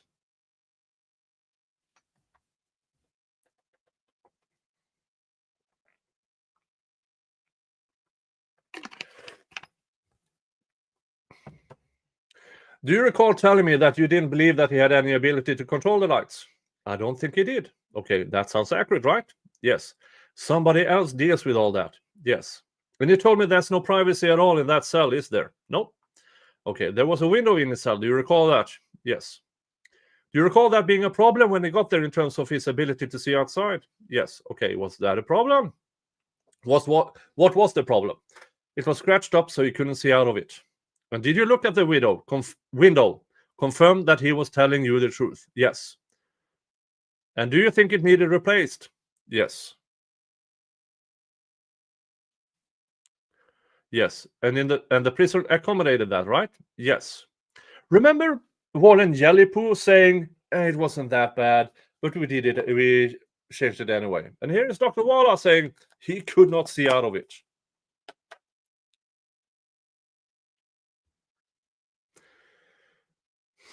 Okay, now his view outside of that cell is basically a barbed wire fence, isn't it? I think so. Well, I mean, there's a fence around the WCU, right? Uh-huh. Yes or no? Yes. It's got its own special fence, doesn't it? Yes. With barbed wire on top, right? Yes. And then beyond that, it's just a view of the rest of the prison, isn't it? Yes. So that's what he would have been looking at. Yes. Do you acknowledge that he was sleeping on a mattress that really was on the floor? Yes. Do you acknowledge that that's where he ate his dinners and lunches? Yes. On the floor, on the mattress. Yes. And do you acknowledge that there were times when he was even fighting with bugs while he was there? This is what he told me. Okay. And that's something you're familiar with at the prison, isn't it? Yes. That problem? Yes or no? Yes. And in fact, you told me there was even problems with. There was like mouse dropping. Yes. But those kind of things can cause a man to go crazy, can't they? Objection. Crazy, I mean. What you say? I'm saying. I mean, it depends on what you mean by crazy. Oh. But yes, it can be distressing. No fucking shit, Sherlock. Lights on 24/7 that is controlled by somebody else, not Richard. So if anybody of the Odinists, guards, or inmates wanted, they could to keep him awake. Filth, rodents, and no recreation time. I'm surprised not more people get psychotic breaks in that facility.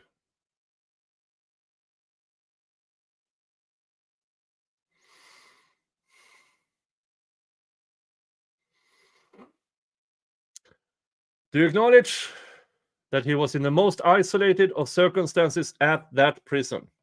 There are 3 other cells that are very similar. So of the 255 in the WCU, there's 4. Yes, that are similar to that, right? Yes.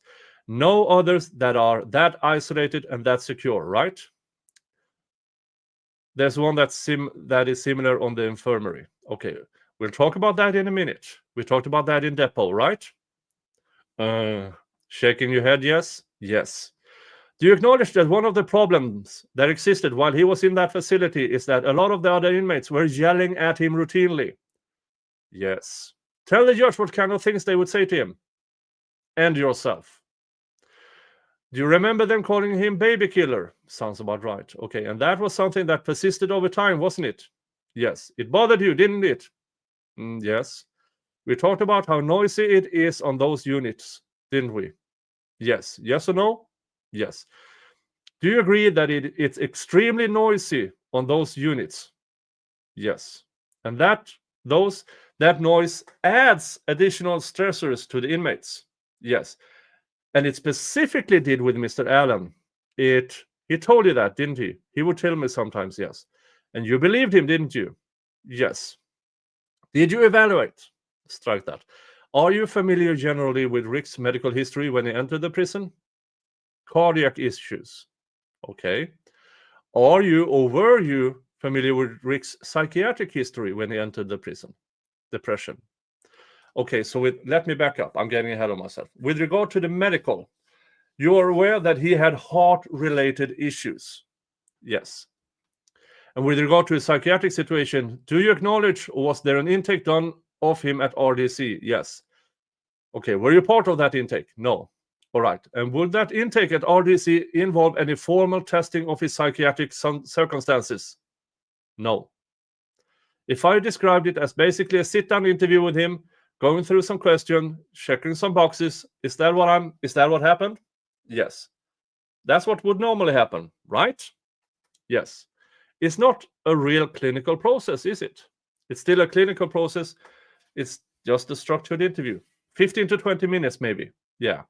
And do you acknowledge that his intake form mentioned that he had major depressive disorder? I believe so. And do you acknowledge that major depressive disorder can be defined as a serious mental illness? Not per our standards. Okay, what about the standards of the DSM-4, Axis 4? I have to disagree. Okay, we're going to get back to that in a minute. I'm going to check here.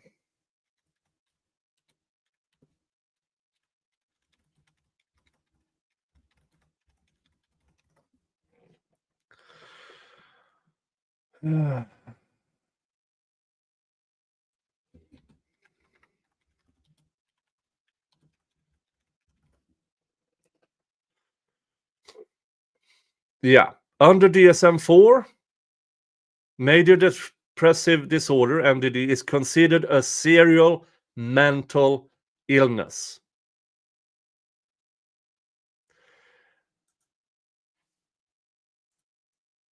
And here, Dr. Wallace says, I have to disagree. You fucking cunt. You fucking cunt.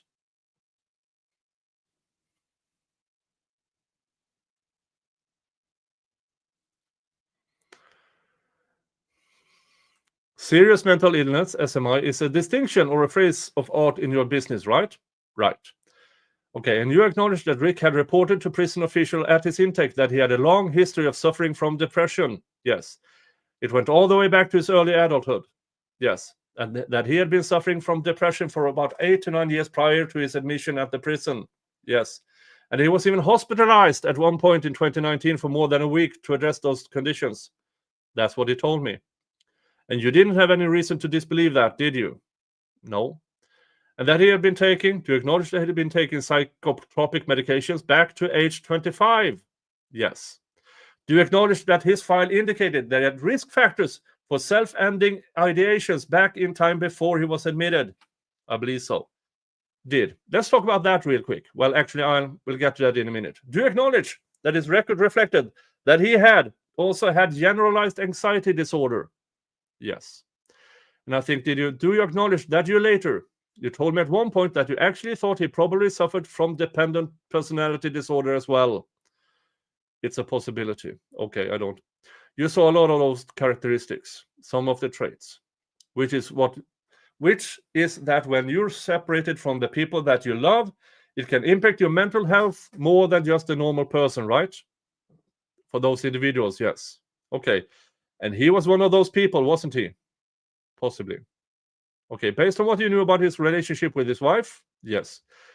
But that's a formal diagnosis in your industry, isn't it? It is. And I think he was labeled, if I recall, as a code D or something like that, is what I saw on the record. Yes, right? And you can jump in here, but am I correct in saying that you have 6 designations? A, B, C, D, E. And then there's this kind of F that is its own, right? Yes.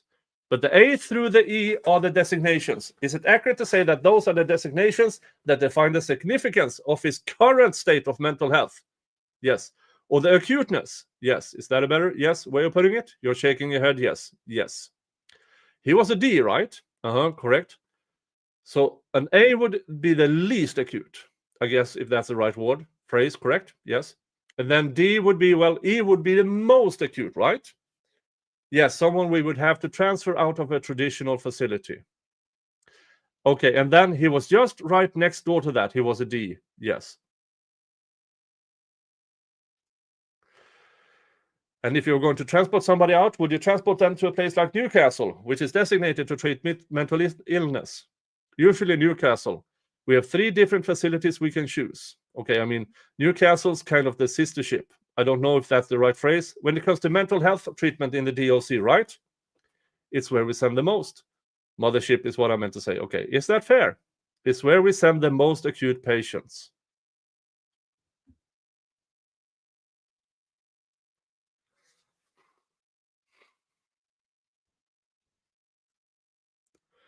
Now, I'm flying out Wednesday morning. So I haven't flown out yet. It's not been postponed or anything. So, folks, what I gather from this is when he got there, he was already designated at a D level, the second most serious.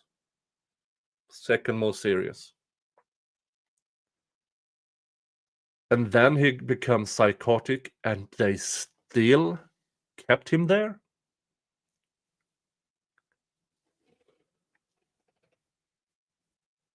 How convenient. Okay, so he was, from a mental health standpoint, he was fragile when he was admitted. Yes. And then on top of that, he was detained in this solitary situation, right? Yes. And then on top of that, he was being accused of killing 2 young girls, right? Yes. So to describe him as an eggshell inmate, someone who was very thin in terms of his state of mental health, is accurate, isn't it? Sure. Let's talk about his offender status, his inmate status at the prison. Okay? Okay. Are you aware of any documented records? Am I being redundant? Are you aware of any records that suggest that he was having self-ending ideations when he was admitted to the prison? I want to say, if I'm remembering correctly, they documented that he was not actively self-ending, but that he was a high risk. Okay, because of his circumstance, right? Yes. The fact that he was there on an accusation, a criminal accusation, right? Yes. But there was never any suggestion that he was doing anything to harm himself or others, right? At the time, no. Okay, but do you acknowledge he was placed on self-ending watch anyway? Yes. And because of that, against his restrictions or his privilege are limited, right? To an extent, we usually, again, like I said, we monitor them, and over time, once we observe and notice stability, then they can get things back. And so he was on either constant supervision or close watch, I think the phrases you use. Yes. And that went on until at least into late December, early January. I think it was early December. I think so. Early to mid. Okay. And at some point, he was stepped down to a 15-minute observations. Is that accurate? So that would suggest that he stepped down to close observation. Okay. Which would make sense, yes. All right. But still on self-ending watch. Yes. All right. He stayed in a self-ending cell the whole time he was there, right? Yes, but part of that was the intention. Administration was going to keep him in that cell anyway. No matter what? Yes. His state of mental health didn't matter to the administration, right? They were just going to keep him there. They were going to keep him there. Yeah, even if he told them different. It was the safest cell they had. How about sending him to the mental place? How about that? Okay, so he stayed in the self-ending cell under close supervision until roughly the start of April 2023. Is that accurate? Stayed off of it until the beginning of April. Yes, but he was still in the self-ending cell. He was living there. Everything else was normal for him. Normal? Jesus. Okay, he was not on close observation. No. All right, but 1st of April, basically, roughly. Right. I do believe he still had a companion, though. Okay, during these months. So January through beginning of April, he would still have a companion watching him despite being off. That's an administrative decision. So even though he was off self-ending watch, they still had these, what I would call Odinist guards and Odinist inmates at his cell door. 24/7. Screaming at him. All right, so he had this companion assigned from January to April, even though he was not self-ending. Yes. And that decision was made by administration. Yes. And then he went back on self-ending watch in April. Yes, basically April 1st, roughly. I think it was the 4th, within a day or two, right? Yeah. And he stayed on that particular status until he left in December of 2024. Yes. And all the restrictions that come with that. They fluctuated. Well, did he ever get more than 4 or 5 hours of rec at any point in time per week? It would have been offered to him. More than that, I'm saying. Whatever's the standard is what he would get. Okay, so you thought it was 3. I thought it was 3, maybe 4. One of those restrictions on self-ending watch is that you get a self-ending blanket. Is that right? Yes. So for the first month or month and a half that he was there, did he get a self-ending blanket? Yes. And that's that. Is that a blanket that they take away in the morning, give it back to you at night? Technically, they're supposed to. I don't know if they did. Okay. I don't know how consistent they were with that, doing that. it's like a really hard blanket, so that you can't tie it. You can't tear it up. I mean, they still do it, but yeah. Okay, not a luxury item. Would you agree with that? I agree. You're aware of the self-ending companion program, is that correct? Yes. Let me take a drink of water, excuse me. And you already mentioned that there was an inmate, or there were inmates that were assigned to a cell by the administration, right? Yes. Did you order that to occur? No. Do you have the authority to do that? When we send orders, someone else takes that on. So they say that we want a companion. They locate the companion who's going to be and assign them to the job. Are you in charge of that program? I'm not. Do you have anything to do with the administration of the program? No. Okay. So you can make a request, and then you're at somebody else's mercy in terms of getting that. Yes. Is that accurate? Yes. And is it accurate to say that with regard to Rick's self-ending companions, you had problems with them from the beginning? Yeah. They were talking to him, weren't they? Yeah. They were asking him questions about his circumstances. That was my understanding. And do you acknowledge they could have been talking to others about his case? Yes. And do you acknowledge, is it accurate to say that they were talking to other people on the unit about his case? I believe so. Remember Warden Jellypoo who said, no, they're not supposed to? Jesus Christ. Is it accurate to say that some of these inmates were actually calling their family members and talking to their family members? I believe there was at least one instance of that. Is it accurate to say that you cannot trust those companions considering their backgrounds? Yeah, it's fair to say. And do you recall Rick actually reporting to you that he was frustrated with the companions? I think so. You told me that in the deposition, right? Uh-huh. Yes or no? Yes. Do you acknowledge that the companions by rule, are prohibited from communicating and engaging the inmates? Correct. So these would be violations of that policy. Correct. Do you agree that would be clear violations of the policy? Yes. Did you do anything to report any of those violations when you heard about them from Mr. Allen? I don't think I did.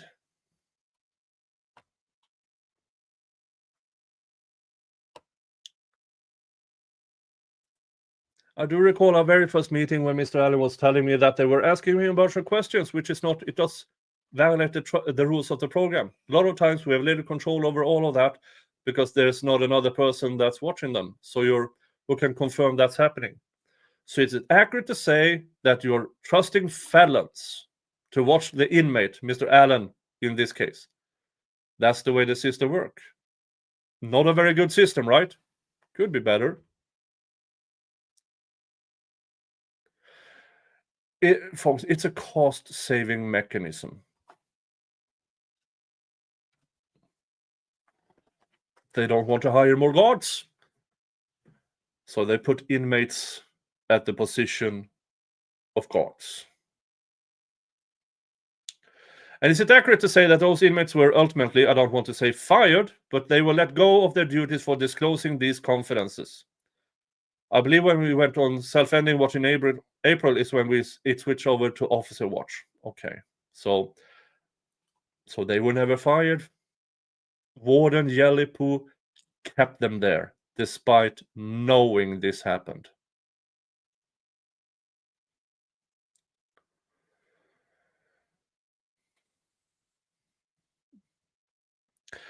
Is it accurate that those inmates were relieved of their duties? Is that fair?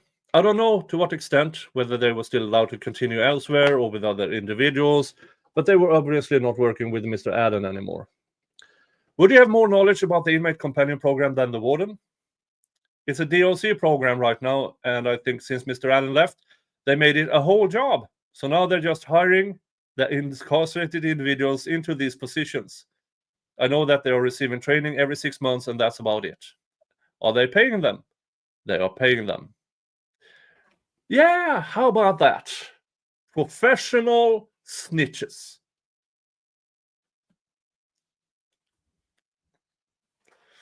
Do you know if they were paying them when Rick Allen was there? That one was when it was the Plus program, which I believe you get paid when you're in programming, so they probably did get paid. Okay, So these were jobs, that these people had. Yes. Just within the walls of the prison. Yes. And this is kind of an outlier issue. But I asked you about outsiders having contact with Mr. Allen while he was in prison. Do you remember me generally asking you about that? Can you be more specific? Yes, I can. Thank you. I saw a record that in March of 2023, there was a forensic psychologist from the state police that wanted to talk to Rick Allen. Are you familiar with that record? I do remember that instance, yes. Okay, and were you involved generally with that instance, just a passage of information?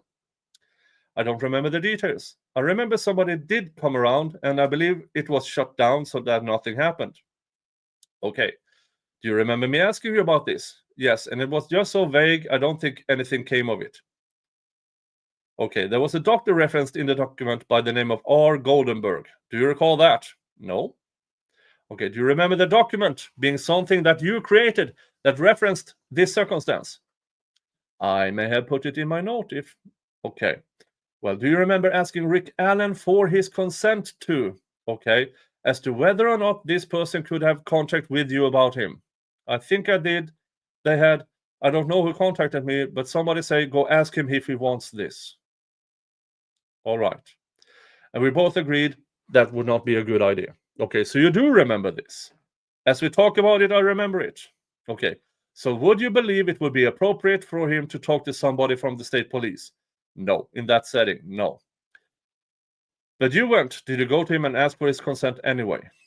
Yes, I was supposed to get something signed from him saying yes or no. Okay, so you did that. Yeah. And did you recommend to him specifically that he not agree to that, or did you let him make that decision? I think he made a decision, and I was just obviously in agreement. Okay, have you ever in the course of your professional responsibilities at the DOC had someone from the state police seek information from you about an inmate? No? Well, okay. Let's talk about his therapy sessions, okay? Response by nodding head in the affirmative. Shaking your head, yes? Yes. All right. Have you ever in the course of your responsibilities at the DOC provided therapeutic services to someone in his circumstances as a pre-trial detainee? I want to say yes. Okay. Do you recall me asking you about this in the deposition? Yes. Did I ask you, is it accurate to say, I'll try to phrase the question better. Is it accurate that you have never provided services to someone in solitary confinement without a criminal history? So my answer was this individual did have a criminal history. Right. You had provided some services to somebody who had been detained awaiting trial, but it was somebody who had already had a conviction. Yes. Do you recall us talking about the distinction between inmates who are already imprisoned and commit other crimes and then they're awaiting trial? Yes. Versus inmates like Rick Allen, who had never been convicted of a crime and awaiting trial.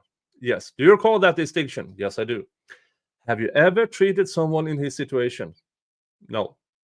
And you treated, I think you even said you worked at ISP for a while, right? I did. ISP meaning the Indiana State Prison in Michigan City. Michigan City, yes. Same answer, same question, same answers. Yes.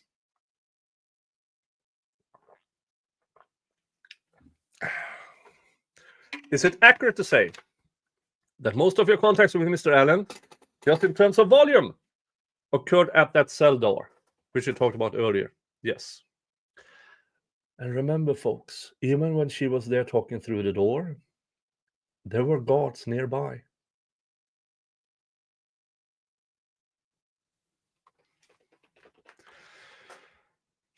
And that there were times, is it accurate to say, that you took him down to the hall, to engage in a more involved therapeutic endeavor or session? Yes. Do you recall us talking about that at the deposition?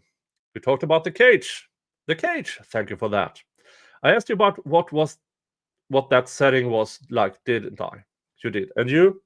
Is it accurate to say that you told me that there was a cage? I think it was both of our words, but it was just down the hall a few steps from his cell, right? It was closer to the entrance to the pod. How far? Is it farther than across this courtroom, which is from his cell? I'm guessing 100 and some feet. From his cell or from his cell? That's about right, to the back of the room. Same building, same pod, right? Yes.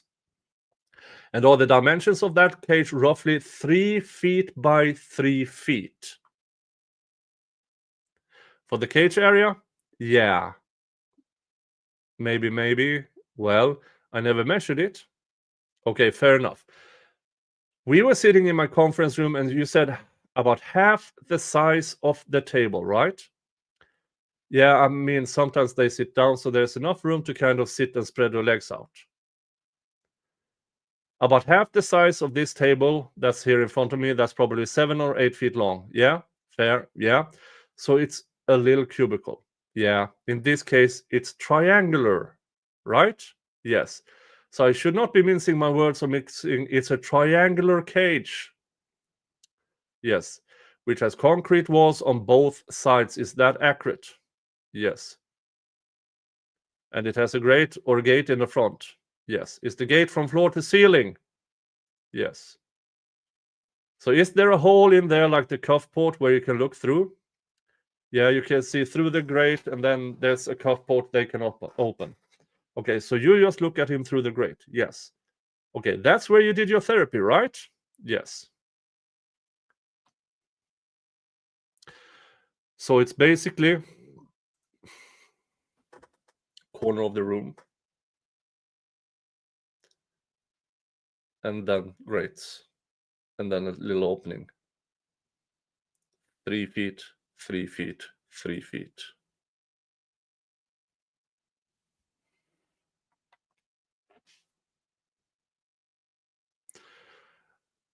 Yeah. There's also a cage down in Wabash Valley where there are houses presently. Theoretically, in the area where they do therapy. Is that right? Yes. Did we talk about that cage? We did. Is it even more of a traditional cage than the one that you use? It was a freestanding kind of thing with 4 sides with bars, right? I think so. Yeah. Kind of what we would envision a traditional jail cell door with the vertical bars, right? Basically sitting in a room, right? Yeah. Concrete room with concrete walls. Yes.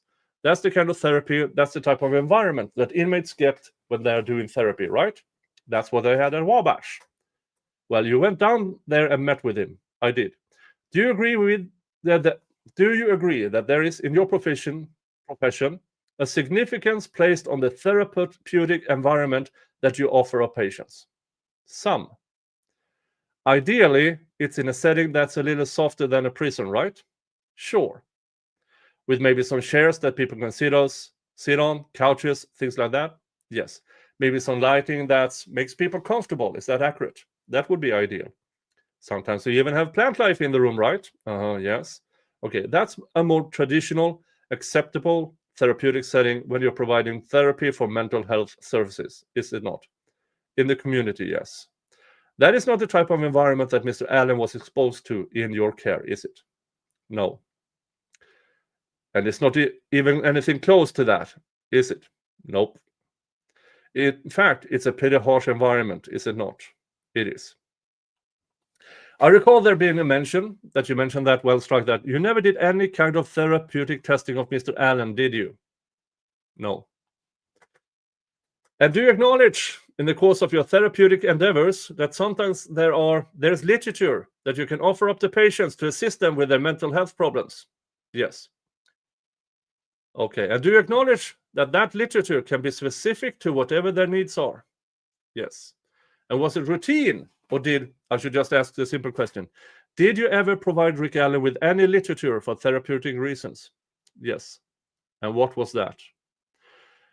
I remember providing handouts on depression and anxiety, the Man Search for Meaning book. What the fuck is that?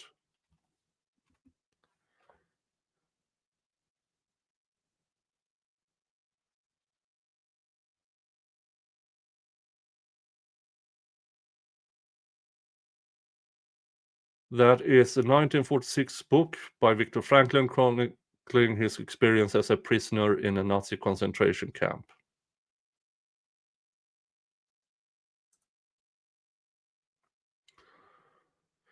Describing his psychotherapeutic method, which involved identifying the purpose to each person's life through one of 3 ways. Blah, blah, blah, blah, blah. So the book she handed to him to come close to his experience in that prison was how to survive in a Nazi concentration camp.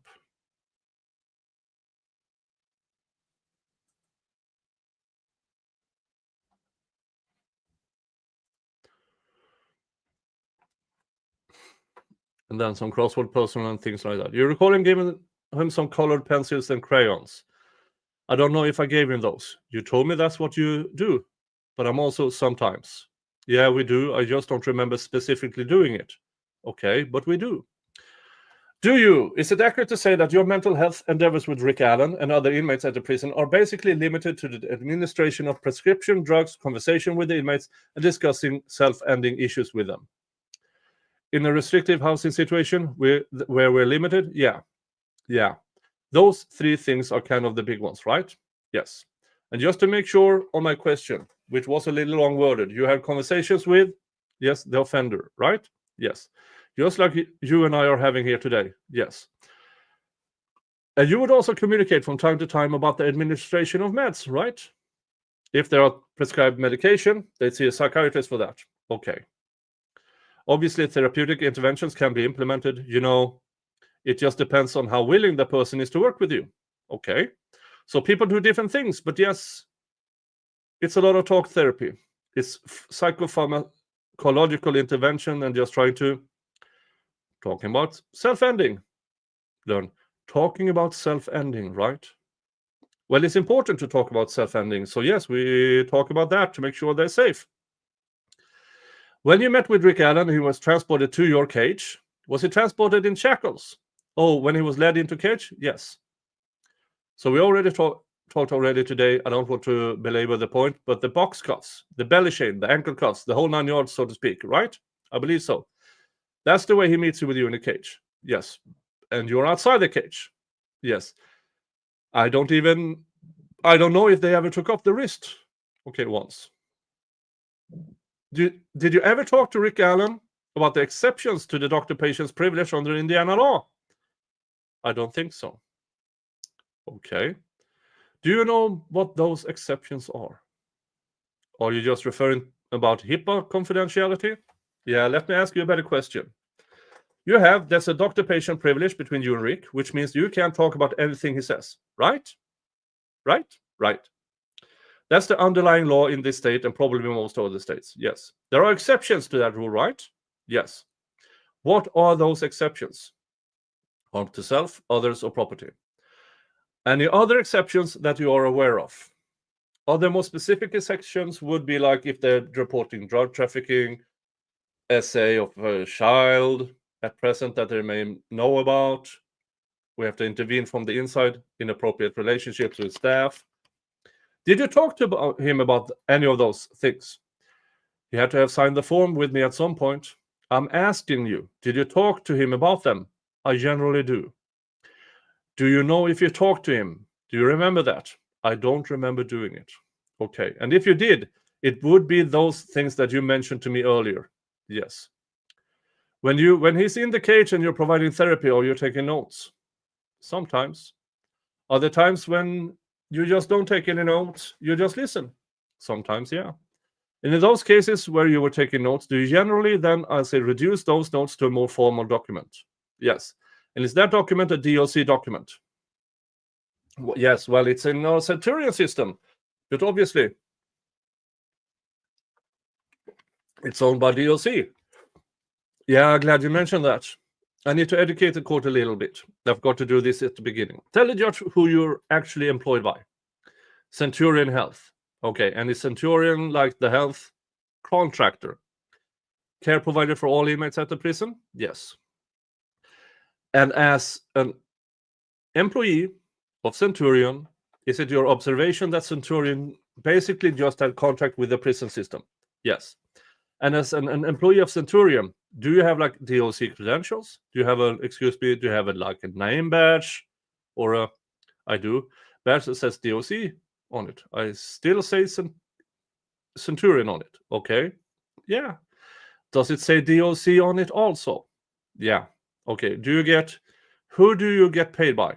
Centurion. Okay, and do you have like a 401k plan or anything like that? I don't want to talk about the details. Right, those would be through them, through Centurion. Yes. Are you specifically assigned only to the Indiana or to Westville?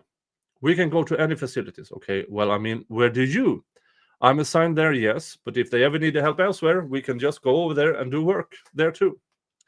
Okay, have you worked for any other companies other than Centurion since you've been there? Since I've been there for several years, no. There have been a few switches over time. So Centurion, prior to that, we were Wexford Health. Okay. Prior to that, we were Corizon Health. So every 3 years or so, they put a contract up for bid and decide which one they're going to go with. All right. Do you receive training from the DOC regarding how to, custody and safety and security? We do. Okay, just like all other DOC employees. Yes, it's tailored to us. So it's a little bit less since we don't do cuffing and do all the extra stuff, hands-on stuff with the incarcerated individuals. So we don't get that piece, but everything else, yes. So then, back to note-taking. So then you take those notes from the cage session and you reduce them to writing, right? Into report form. Yes, and then it would be into the medical record system. Okay, and those reports, I think you told me, is it accurate to say that you would generate those reports usually within 24 hours? Usually. So you have some notes, you go finish your rounds, you do some more therapy, you may do some other things, and eventually you sit down and prepare a report based on what he told you and what your notes said. Yes. And sometimes that happens within 24 hours. Sometimes that happens beyond that. Yes. And then what do you do with the notes? I shred them. Okay, so you destroy them. Yes. This is one of the major issues I have with how credible Dr. Walla is. There's no way to confirm that the words she put in the system is the words that Rick Allen actually used. Because the surveillance video doesn't have sound. We have to trust Dr. Walla, who asked to be put with Rick Allen, who joined all the Delphi Facebook pages surrounding everything regarding Delphi and Rick Allen. And we know in the Reddit forums and the Facebook forums, it leaked information into them from cops. Everything that she claims Rick Allen said had at one point been in one or more of the forums she read. Everything. And we don't even know if the words she put into the system are the words that Rick Allen actually used.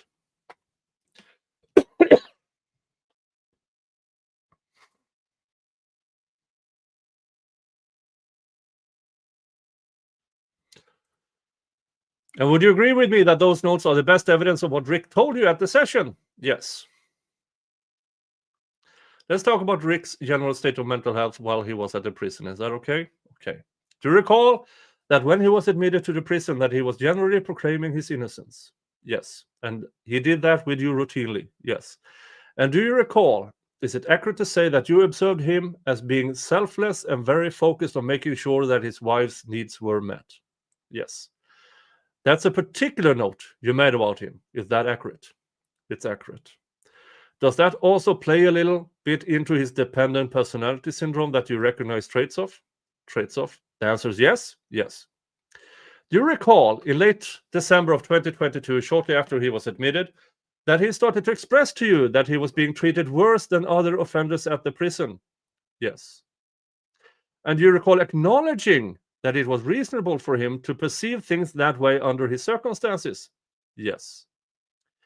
Do you recall in March of 2023 that he started to communicate to you that he wasn't feeling right in the head and he was starting to struggle with things that were going on in his brain? Yes. Remember, folks, he was already at admittance. He was at the second worst state of mental health. The A to E scale. He was D all the time. And now, when he is expressing that, for a person that cares, that would put him immediately at an E level, sending him off to the mental illness facility. But they kept him at D level, because then they could keep him in Westville with the Odinist guards, with the Odinist inmates, with Dr. Walla, because Dr. Walla wanted him there.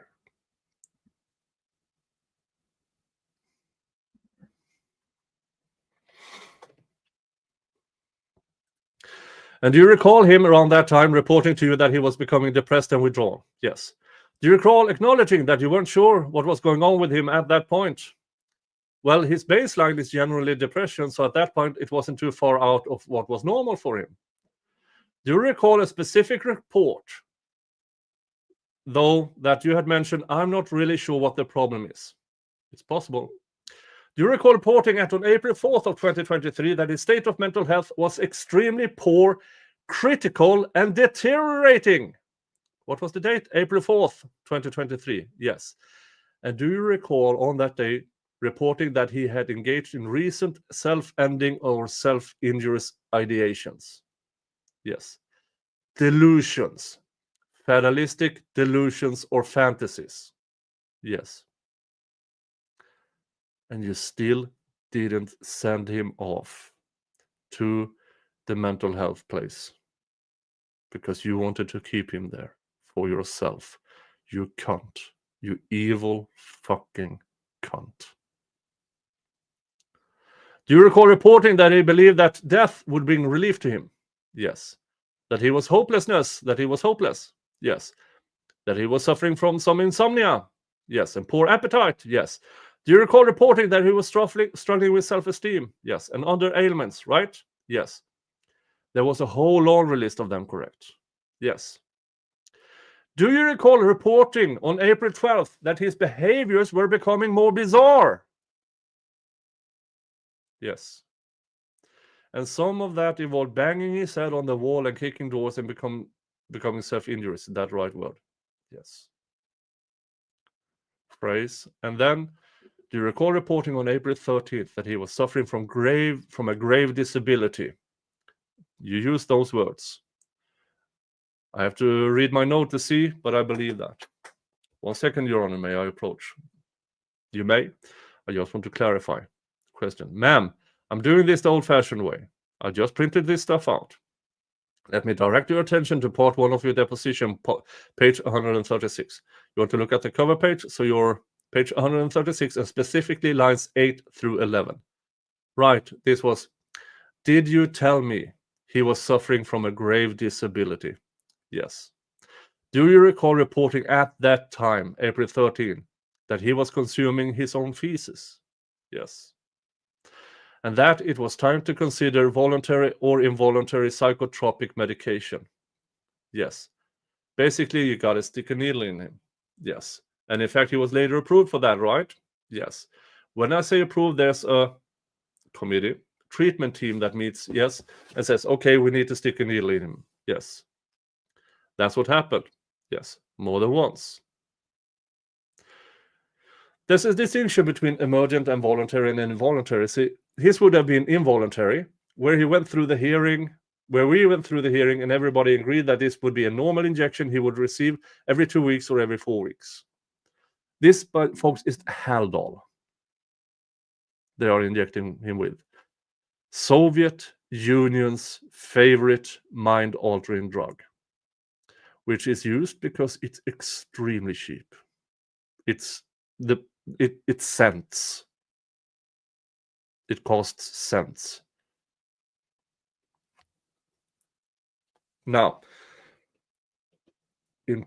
under proper situations, in a safe environment, with a psychiatrist that actually care, it works. It reduces the harm from this psychotic break. In this environment, with Dr. Walla, who doesn't give two shits on a straw about his well-being, with people around him screaming at him that he should confess, with Odinist guards and Odinist inmates,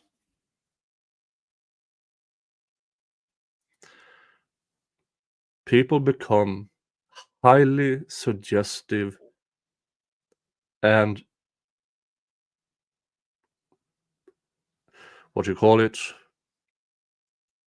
highly suggestive and easily manipulated because they are already in a psychotic state. And Haldol has this effect that it takes down the walls between what you actually do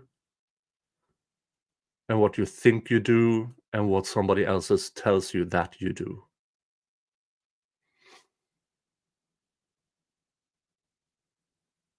It's a perfect storm to get somebody to confess to something they did not do.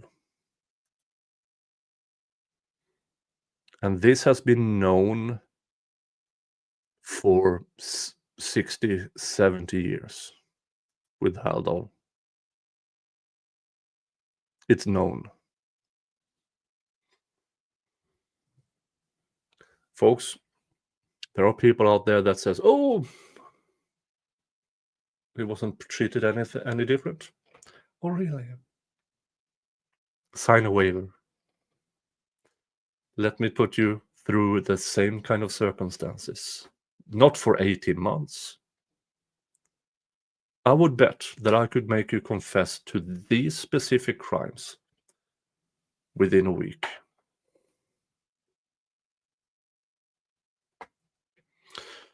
I've challenged people for the past year or more. Non-takers. How about that? Not one of these fuckers who says he wasn't psychotic. No, Haldol doesn't do that. None of them wants to prove me wrong because they know they are shitheads. All right, let's continue. Emergent, I believe he also received. This is more of a one-time thing. So when he was banging his head and he wouldn't stop, that's when he would have given him just a shot for that one incident. Is there any distinction of the type of needle you're sticking? No. Is they all the same, right? Yes. Okay, do you recall April 21st articulating in your medical reports that he might be incompetent to stand trial? You had that discussion with him. We talked about it, but I think I was just trying to explain it to him because obviously we can't make that determination. We are not the ones to make that determination. Okay, you had that conversation with him, right? Some kind of conversation about it, yes? Well, to be fair, I'm going to let you review your conversation. Let me direct you to page 154 of part 1 of your deposition, specifically line 10, you see that, through 14. Miss Diener. Mr. Rossi, what date of her report is referring to? Let me go back and look here. Would you hold this for a second? She acknowledged that it was April 21st. Sorry? No, yeah, so do you recall having this discussion with him about the fact that he might be incompetent to stand trial? Possibly it's kind of vague. I mean, I know we touched on it, but it was more or so allowing him to know that that's not going to be something that we would determine at the facility.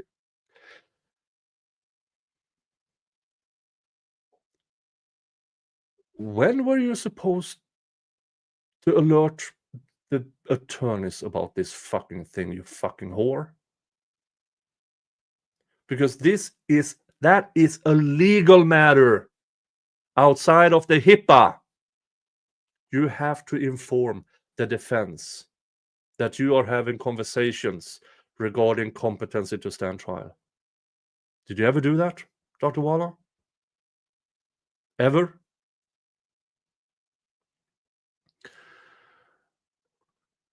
Okay, so the question I asked was, and then in the next paragraph down, you were engaged in a discussion with him about, hey, you might be incompetent to stand trial. That might be one of our evaluations moving forward. And you're asking this, yeah, I did say that, right? I guess so. Okay, I mean, we don't have to mince words, but you had that conversation with him. There was a conversation because you had a belief that that might be the case, the way things were going at the time. Very good, thank you. Do you recall reporting that his thoughts were disjointed and that he was saying bizarre things? Yes. And that on May 3rd, do you recall reporting he said he wanted to confess? Folks, this is more than a month after he said there's something wrong with my head, which would have put him from stage D to stage E and off he fucks to the mental facility. But you kept him there, Dr. Waller, because you wanted him there. Jesus Christ, you're evil. So a month later, and that on May 3rd, do you recall reporting that he said he wanted to confess? If that's what I wrote, yes. Okay, and that he started telling you a story about how he did the crime. Yes. And this occurred when he was in the cage. Yes. And are you pretty sure that you wrote some of that down? Yeah, I think I wrote some of it down. And would you have destroyed those notes too? Yes. Is it accurate to say that you reported in your medical records, your psychiatric records, that it was difficult to tell when he was being honest with you and when he was not? There were times I questioned it during this April timeframe, even then, and in May 2023, yes. Do you recall reporting that in May 17th of 2023 that there was an increase, a slight increase, you said, in his disorganized thinking and paranoia? Yes. And then on May 18th, you reported there were more injections. Does that sound accurate? We're in May now. It was his next routine injection, maybe. Okay, do you want me to show you my questions here? Sure. Just to make sure we're accurate. Page 177 of the deposition. Let me find that reference to the date here. I'm sorry, looking at page 176, line 22, it references May 18th, right? Yes. An entry of 5:48 p.m. Yes, or maybe a.m., I don't know. Probably p.m. 5:48 is what it says, right? Yes. And then the continuation of that conversation on page 177. This is referring to he was just due for his next injection. Okay, so around that time, he was due, right? Yes. Injections are pretty rare at the prison. Ms. Diener, is that a question? Is Ms. Rossi, is that? No, it's not. It is a question. It's a poor question I withdraw. Question. Are injections pretty rare at the prison? Numbers-wise, I mean, yeah, it's not common. Is it? We have them, obviously, but it's just maybe a dozen people at most out of 3,000. Say that again. A dozen people out of 3,000. Did you tell me that it might happen once a year or something like that? So that's more of an emergent situation, okay. Where someone's actively engaging in self-harm and must be stopped in that moment, so it's like a one-time shot, which we had here. We did also have that. Okay, so these are the most severe of consequences in terms of intervention. Is that accurate? Yes, in the mental health field, with the exception of in that setting. Restraints, we didn't do restraints. Okay, do you recall telling me that, or do you recall reporting that on May 18th, on or around that time, that he was ramming his head into the wall? Yes. You recall there being a report on May 22nd, 2023, that he was having breaks of psychotic reactions to stress? Yes. You recall reporting on June 8th of 2022 that his depression has reached its peak or was at its peak? Yes. And that he was suffering from physiological symptoms such as trembling, knees buckling, and stuttering. That was happening, yes. Also, a side effect of Haldol, by the way.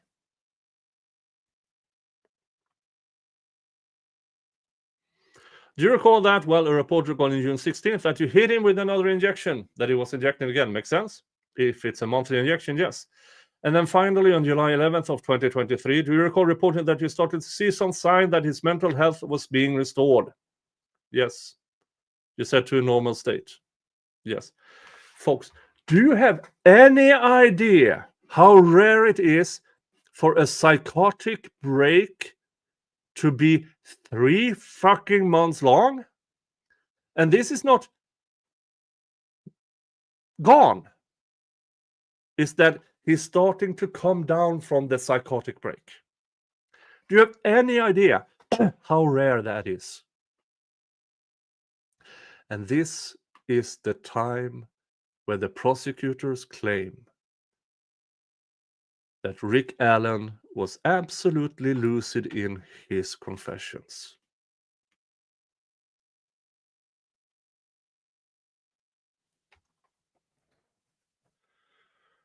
You said to a normal state, yes. So he's coming out of the funk, as I refer to it, right? Yes. You recall suggesting that, hey, he might be finally adjusting to incarceration at that point. It was a theory. That's an explanation. Yes or no? Yes. And that's based on your medical training and your experience of dealing with offenders at the DOC. Yes. That was 8 months after he was admitted, right? It would be. Do you recall noting that even after his adjustment started, you saw some physiological conditions in terms of the way his eyes looked? I did write down anything I noted that was strange. Yeah, that his eyes were bulging out of his head at one point, right? Yeah. Also a side effect of Haldol. And then you thought that was significant enough to report. Yeah, I reported it. And then there was a report generated on November 22nd of 2023, a discharge plan referencing his self-ending watch for the past 6 months. That would be accurate, yes? So yeah, the peak of his psychotic break, 3 months. He wasn't off his psychotic break completely until November. That is basically a 7 fucking month long psychotic break.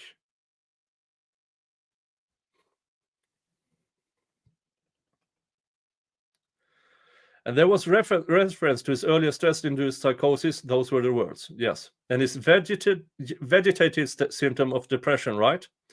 All the things that were going on in March, April, May, June of 2023, yes. Do you recall that even in October, you were still having some therapy sessions with him in the cage? Yes.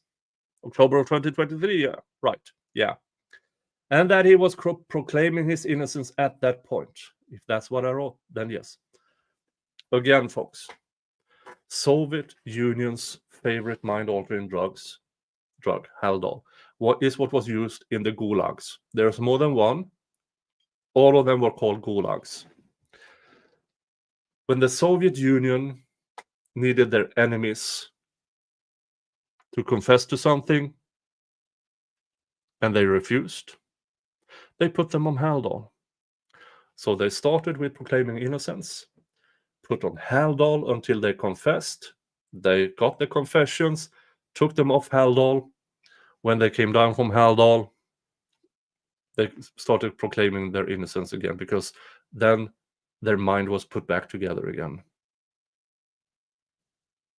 Exactly what happened to Rick Allen. Textbook what happened in prison with Rick Allen.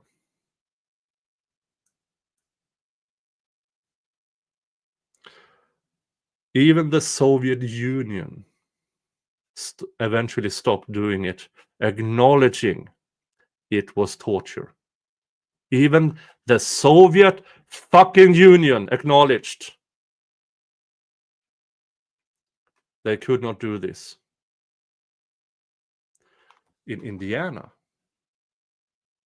it's standard practice.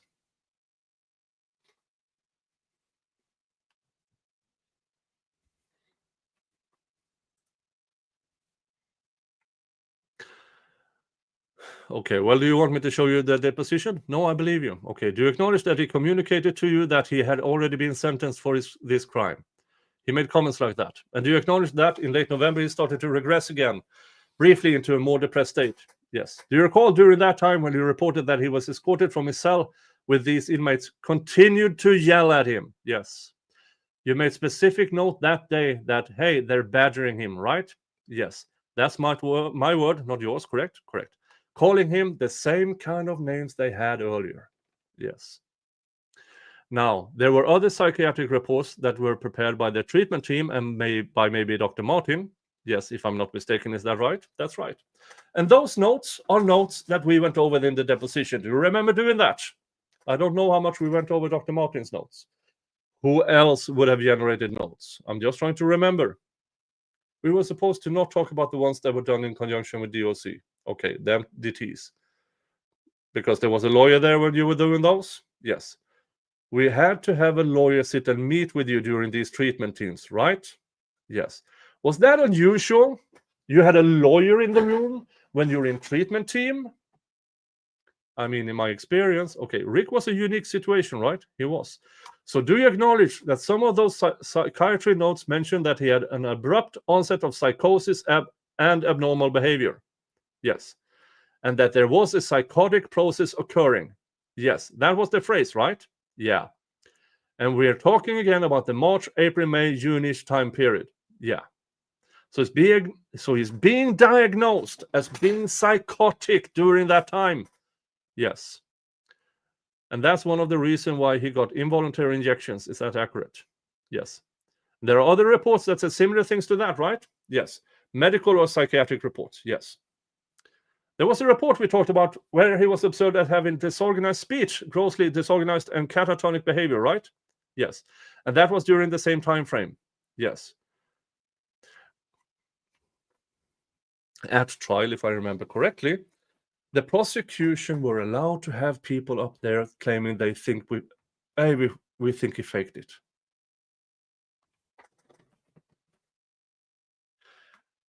Even Dr. Walla said, at least here, he was psychotic. Other medical professionals, he was psychotic.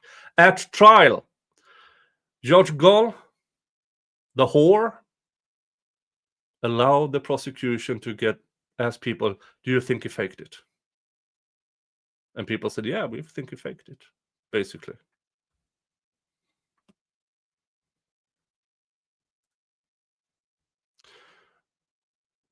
If there's anyone who believes he got a fair trial, you're lying, or you're in need to be yourself put on hell doll, because you are in this. Yeah. And there was an acknowledgement that in one of the notes that he was identified as having a serious mental illness from a clinical standpoint, right? Yes. Now let's talk about that. We talked about what serious mental illness is and the technicalities of that when I deposed you. Is that right? We did. So SMI is a specific diagnosis or designation within the prison psychiatric vernacular, right? Specifically to the individuals that are in restrictive housing. Okay. So if we can generally say someone is an SMI and we know what we're talking about, but when they go into restrictive housing, generally things change for them in terms of frequency of visits, okay, and how long they can even stay in restrictive housing. All right, we'll get to that. Thank you for that. He was identified as being seriously mentally ill while he was at the prison, wasn't he? So I know that came up in one of the MDT notes. I don't know if I'm supposed to say anything about that. Let me just try to get to the point here. He met the medical, strike that. He met the psychiatric threshold for being seriously mentally ill, but you designating him as a safekeeper in the DOC because of this court order, right? Yes. So let's separate.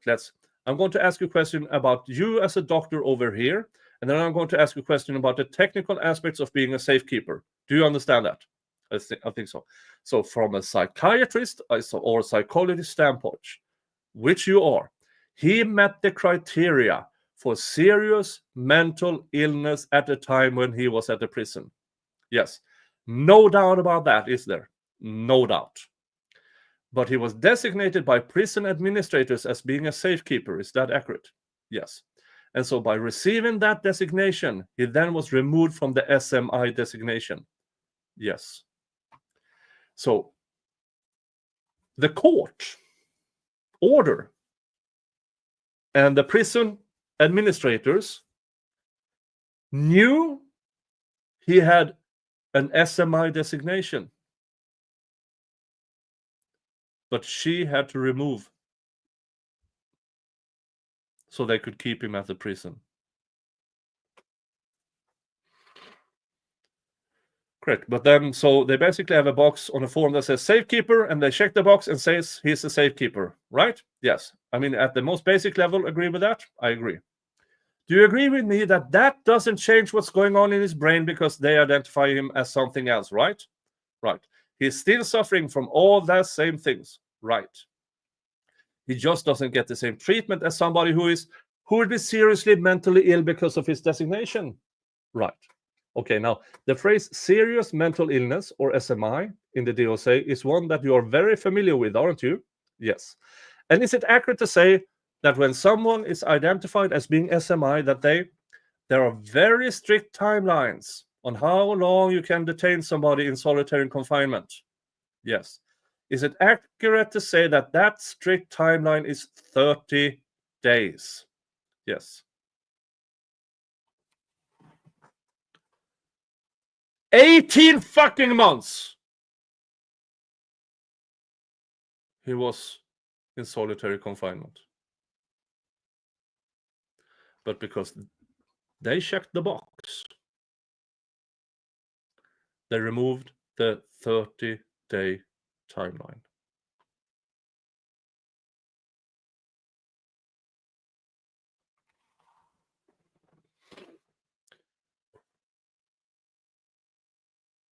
And is it, as a psychologist, do you agree that the impact of solitary confinement on a human is something that's been widely studied in your profession? It has. And do you agree? Well, you don't have a subspecialty of that phenomenon, do you? No. I think we actually talked about that, right? Right. But you're familiar with that because you work in a prison.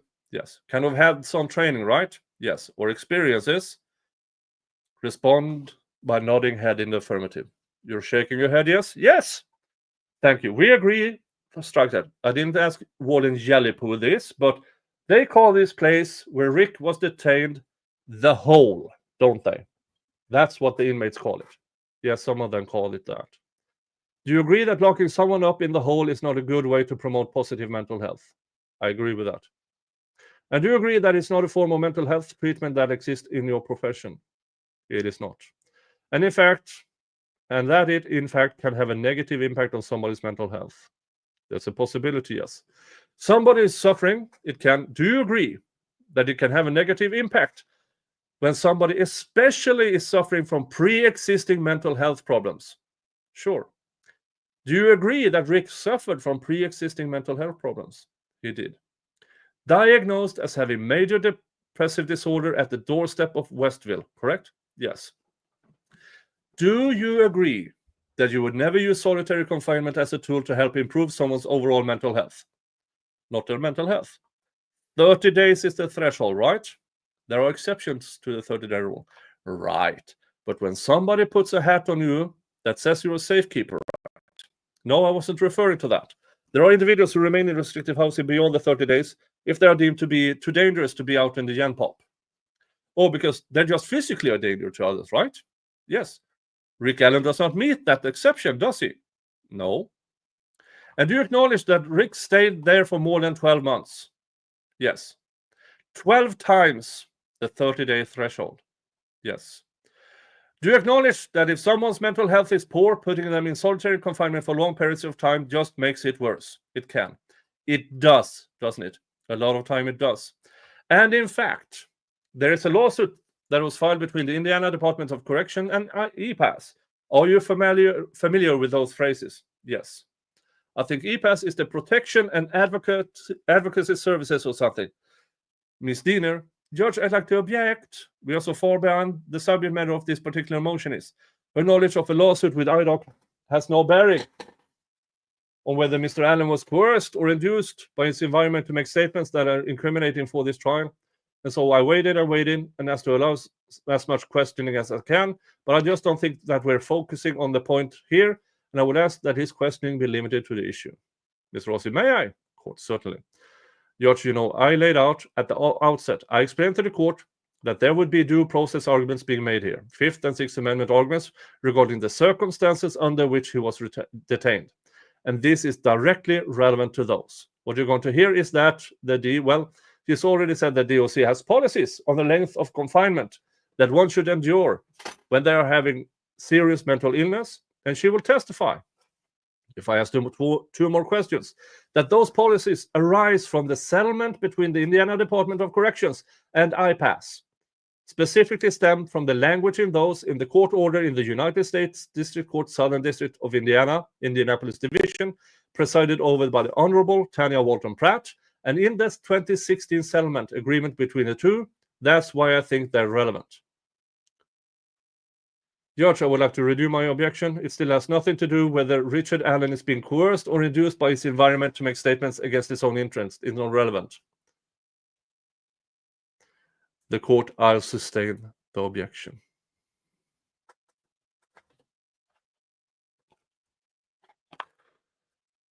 Of course you do, because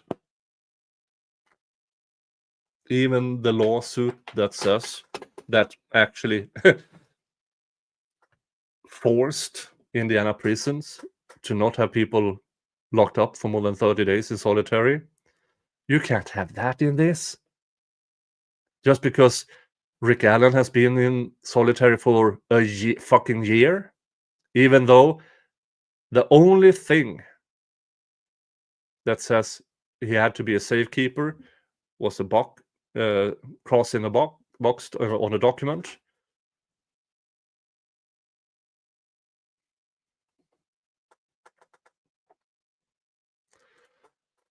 Mr. Rossi, may I make an offer to prove? You may. Ma'am, I'm going to try to do this in more summary fashion. Actually, I could just offer up the exhibits. Mr. Rossi, ma'am, what are we on in terms of letters? Court reporter T. Mr. Rossi, T. Thank you. If I may hand you respondents, exhibit T and U, T being entitled Entry Following Bench Trial of United States District Court, Southern District of Indiana. I'm going to, oh, you know what? I'm sorry. Okay, just give me 1 second here. Let me get another sticker. The court reporter can put stickers on there for you. I'm sorry. Court reporter can put the stickers on there for you. Thank you. I was giving you my copy. I didn't mean to do that. Handing you T. Is this a copy of the court order from the Southern District under, let me read the case number again on the record. Blah, blah, blah, blah. Let me see if I can find it. Oh.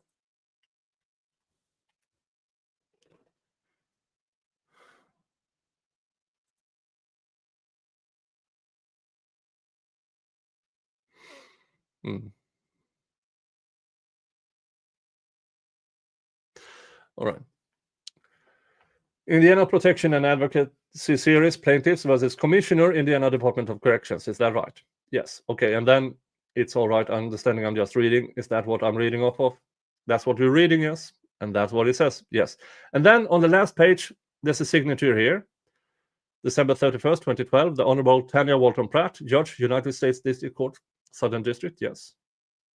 Okay, and do you acknowledge that this is, and you can take a look at it, this is a court order that pertains to the settlement to the trial between IPAS and the Indiana Department of Corrections?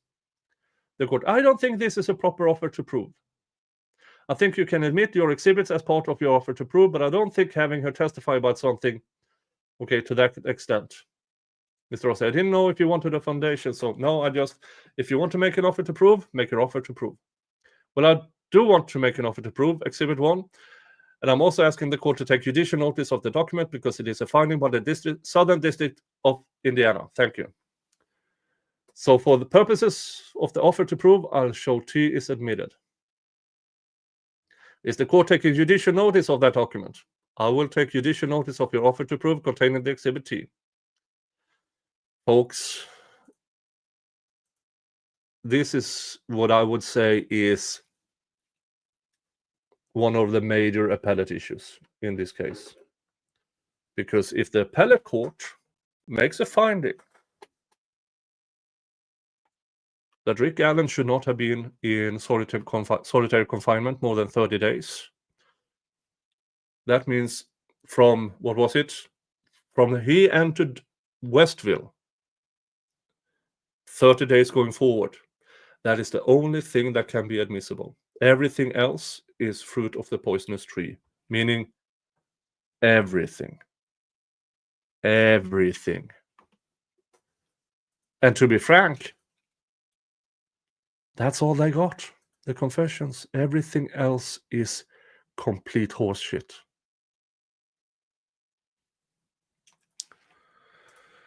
But we have to wait and see. Very good, thank you. And then second, right here, has this been marked? That's the wrong one here. Thank you. Offering defendants you, which is titled United States District Court of Indiana, Southern District, Indianapolis Division, Indiana Protection and Advocacy Services versus DOC. Stipulation to enter into private settlement agreement following notice to the Class and Fairness hearing. This document is signed by parties for both sides, and it's dated January 27th of 2016. I'll offer that up, Judge. I'll show you as admitted to come is that a completion of your offer to prove. Well, I'm going to summarize why I think they're relevant. Then I will show T and you admitted for purposes of the offer to prove. Did I just give you the wrong you? I don't know what you gave me. You gave me for purposes of an offer to prove. It's your offer, not mine. I don't know what you gave me. I'm just making sure I gave you the right thing, Judge. With regard to T, on this particular document, it's an entry of judgment after a trial occurred to the bench regarding the settlement.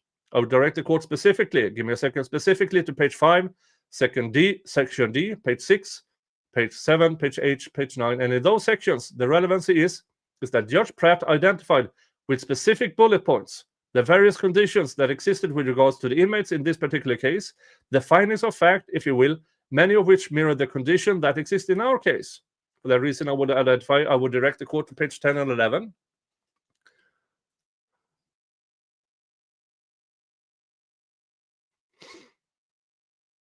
Page 10, there's a specific definition for the terms. I'm sorry, there's a reference on page 10 to the DSM-4 and the Axis 1. Axis 1, diagnosis of major depressive disorder and other disorders, all of which fall within the serious mental illness or seriously mental ill definition that was adopted by the court in this case. And I think those are relevant because they are set the standards for when Miss Voila is seen with her patients and how those patients are handled from a detention circumstance. And that's the purpose of the admission. Without belaboring on the rest of it, George, it's a very long ruling, 37 pages.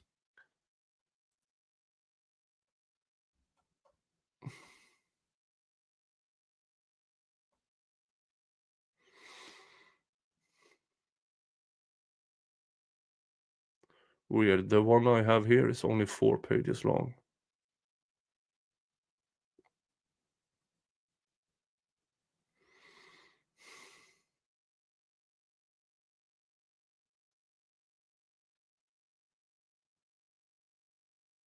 Sorry, I'm just skimming through this. Maybe there's a longer one.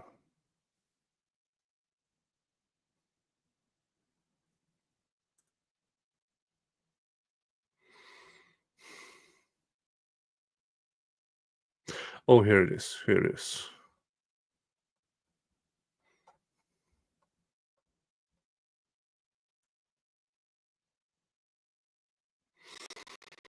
Ooh.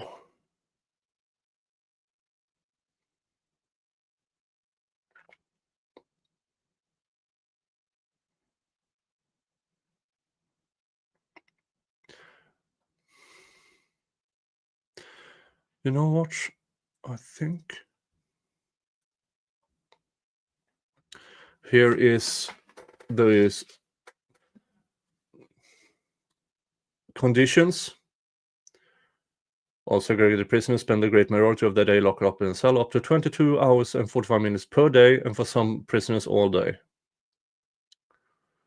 Cells are very small, 13 by 6, which is roughly what Rick Allen was. Small windows to the outside world.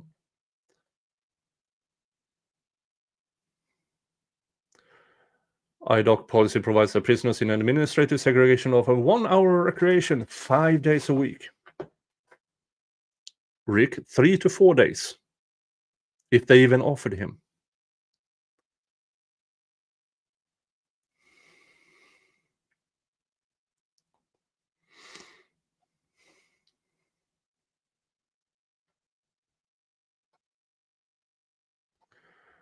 Let's see here.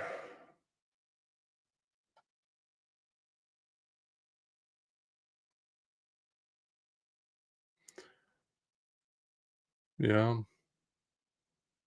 I have to go through that another day because I want to get done with Dr. Wallace. Judge, it's a very long ruling, 37 pages, and there are other parts of this ruling that I've highlighted for the court and Ms. Diener that I also believe are relevant for the findings. I'm not going to go through those today. The highlights are there, and I think they're relevant for the purposes. The information that's offered up is relevant to our proceedings today. Second, Defense Exhibit U, this particular document is the settlement agreement that stemmed from the court's order in 2012. I think if you read into the document, you will see that it's relevant because what happened was that basically Judge Pratt said, shame on you, DOC. You violated the constitutional rights. I'm not going to issue any damage order, but let the parties, give the parties some time to figure that out. We'll come back if we need court's assistance. And then eventually they figured that out. There were damages. I believe $500,000 paid out by the DOC. The relevancy is page 4. On page 4, there's another designation of the phrase, or there's a determination of what the phrase seriously mentally ill means, a definition of, if you will, and it's relevant for that reason. So that's the request for judicial notice. Thank you. Okay. Or the offer to prove, I'm sorry. Thank you. 1 second.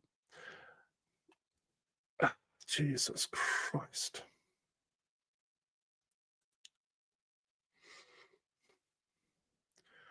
I'm quickly going to skim through this.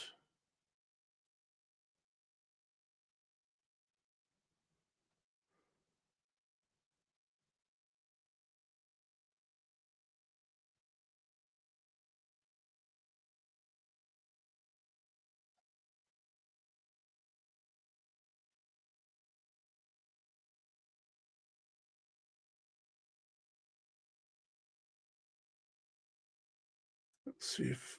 Oh.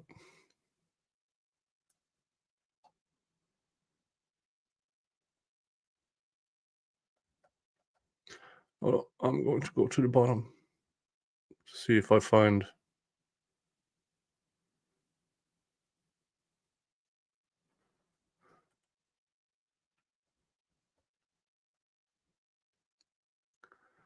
Conclusion. Running a prison is an inordinately difficult undertaking that requires expertise, planning, and the commitment of resources, all of which are peculiarly within the province of the legislative and executive branches of the governments. Nonetheless, prison walls do not form a barrier separating prison inmates from the protections of the Constitution.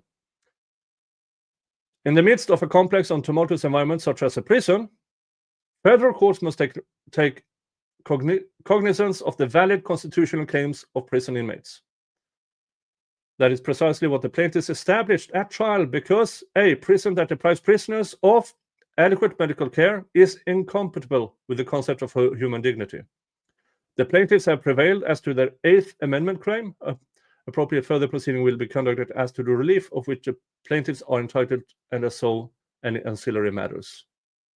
Yeah, so this was 2012. And then in 2016, they affirmed it. And somewhere in this, I will try to find it, where it says the 30 days. All right, let's get back to this.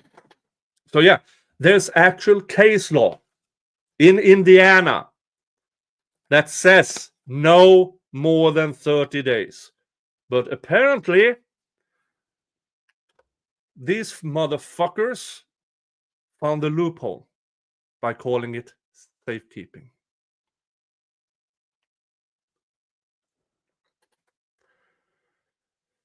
Ma'am, you acknowledge that? I talked to you earlier about there are some statutes regarding privilege, doctor-patient privilege. Yes. I'm going to hand you Defendant's Exhibit 5, just to take a look at those two statutes. Without rushing you too much, does that first one look the privilege statute that basically says there's a doctor-patient privilege in Indiana? Yes. Yes or no? Yes. Second one, it got the exception list in there. You see those? Yes. And do you acknowledge that one of the exceptions, specifically subparagraph 1, is that communications between doctor and patients are not privileged in cases where there are trials for homicide when the disclosure relates directly to the inmate circumstance of the homicide, right? I see it. Not one of the discussions you had with Mr. Allen, right? I don't know. Would it not pertain? Well, I'm saying you didn't have that discussion. No. In other words, you did not inform him of that privilege. No, that exception to privilege. No. Which, in my opinion, is a violation of his due process rights. Mr. Ossie, if the court will take judicial notice, but just for the sake of inaudible, how about that? Where is my inaudible? There it is. Inaudible number 38 so far.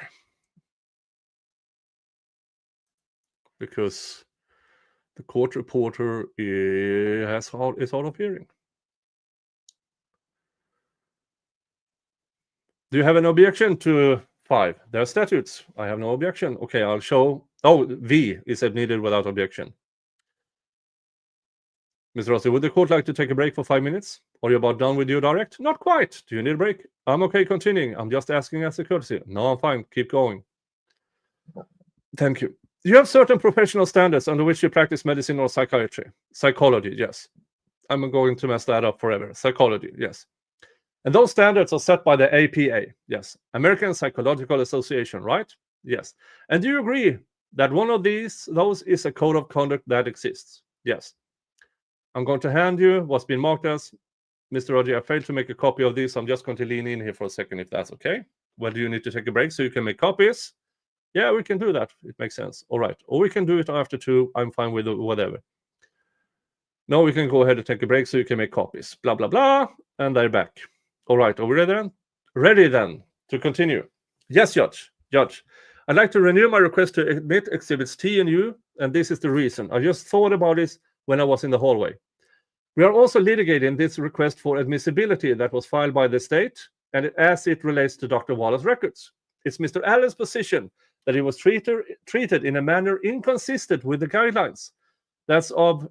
We're making those arguments today, and that the product of that treatment, because it was inconsistent with the guidelines, should not be admissible. So I'm asking the court to reconsider the admissibility of those 2 documents with that umbrella of that admissibility request by the state pending, which frankly I kind of forgot about. And it seems part and parcel to all of this. Thank you. Otherwise, I'm ready to proceed with questioning. Ms. Dinner, the court, okay, go ahead.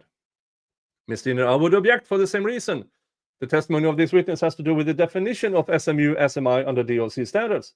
She doesn't have any authority, at least not what we've heard, change that determination. She's working within the protocols of DOC. She doesn't appear to be a part of that lawsuit. So if they have an issue with DOC not following protocols, I don't think this is the forum to be handling that in. This is about whether he was being coerced by his environment. The designation of SMI or not doesn't have anything to do with whether he was coerced into making involuntary statements. You fucktwat. Not following protocol, administrating all of these things in violation with the 30-day rule, how is that not relevant? And we're talking about environmental coercion, I understand, but it still has to be, in our perspective, the state's perspective, some act by people directly related to inducing him to make confessions. And we feel like that is outside of the issues, especially for this witness. Go ahead. May I ask some foundational questions of the witness? Sure. Ma'am, you were previously sworn, you understand that? Yes. Okay. Are you familiar with the DSM-4? I am. It's not the current DSM, though. I'm sorry. The current DSM is the DSM-5TR. Okay. But I'm asking, are you familiar with the DSM-4? For the most part. Okay. And that is basically the Bible when it comes to medical diagnosis, psychiatric diagnosis, those kind of things. You're shaking your head, yes? Yes. Okay. Are you familiar with them? Specifically with the settlement between IPAS and the DOC that I referenced earlier. So I think we talked about it last time when I verified with one of my peers. They did say major depression did not fall under that umbrella. Okay. At the present. So there must be has been an update since that one.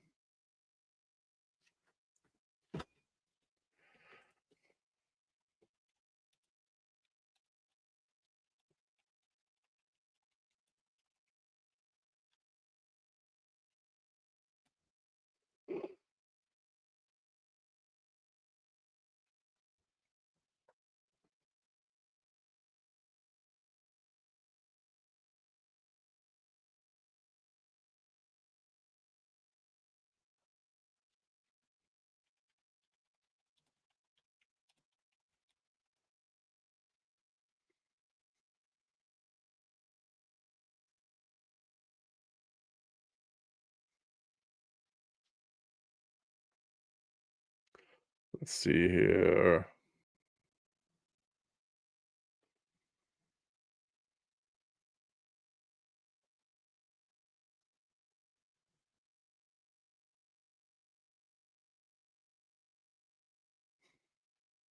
I can't find it immediately, sorry.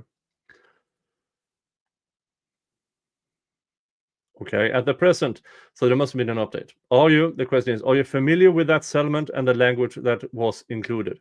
Yeah, in that settlement regarding serious mental illness. Yes. Okay. And is it accurate to say that that settlement statement defined serious mental illness and that definition was then adopted by the DOC? Yes. During the course of your employment with the DOC? Yes. Mr. Rossi, okay, I do think she has a foundation. I mean, it's that settlement is referenced. I'm going to show you in the DOC policy. It's actually referenced in the policy. May I ask an omitted question of the witness? Sure. Ma'am, if I hand you what's identified as Healthcare Services Directive Annual Policy and Procedures, looks like policy 403A. Do you see that? Yes. I showed you this before, right? When I took your deposition. Yes. And on is this the policy? This one dated April 1st of 2022. Do you see that? I see that.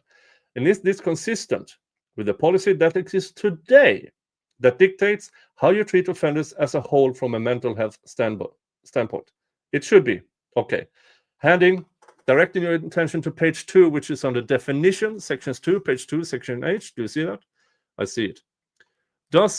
Is it accurate to say that the sections titled I pass settlement? Yes. And then it references that there was a settlement between the department, between IPAS and DOC, that related to the classification of seriously mental ill inmate and the 30-day threshold. Yes. So it's specifically noted in your guidelines. Yes. That's the basis upon which I renew my request of the admission. Ms. Diener, Judge, may I ask a question of the witness to clarify? Yes. Dr. Walla, this all being geared toward whether Mr. Allen was or was not designated as SMI. Would you agree? Yes. Okay. And you said in prior testimony today and in your deposition that he did not meet that definition under DOC with regard to placement or transfer. Right.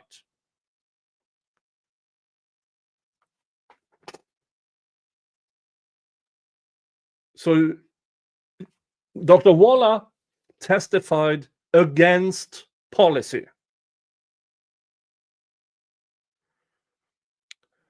Ms. Diener, okay, this hasn't been asked of you yet, but he was diagnosed as brief psychotic disorder with related stresses, correct? Yes.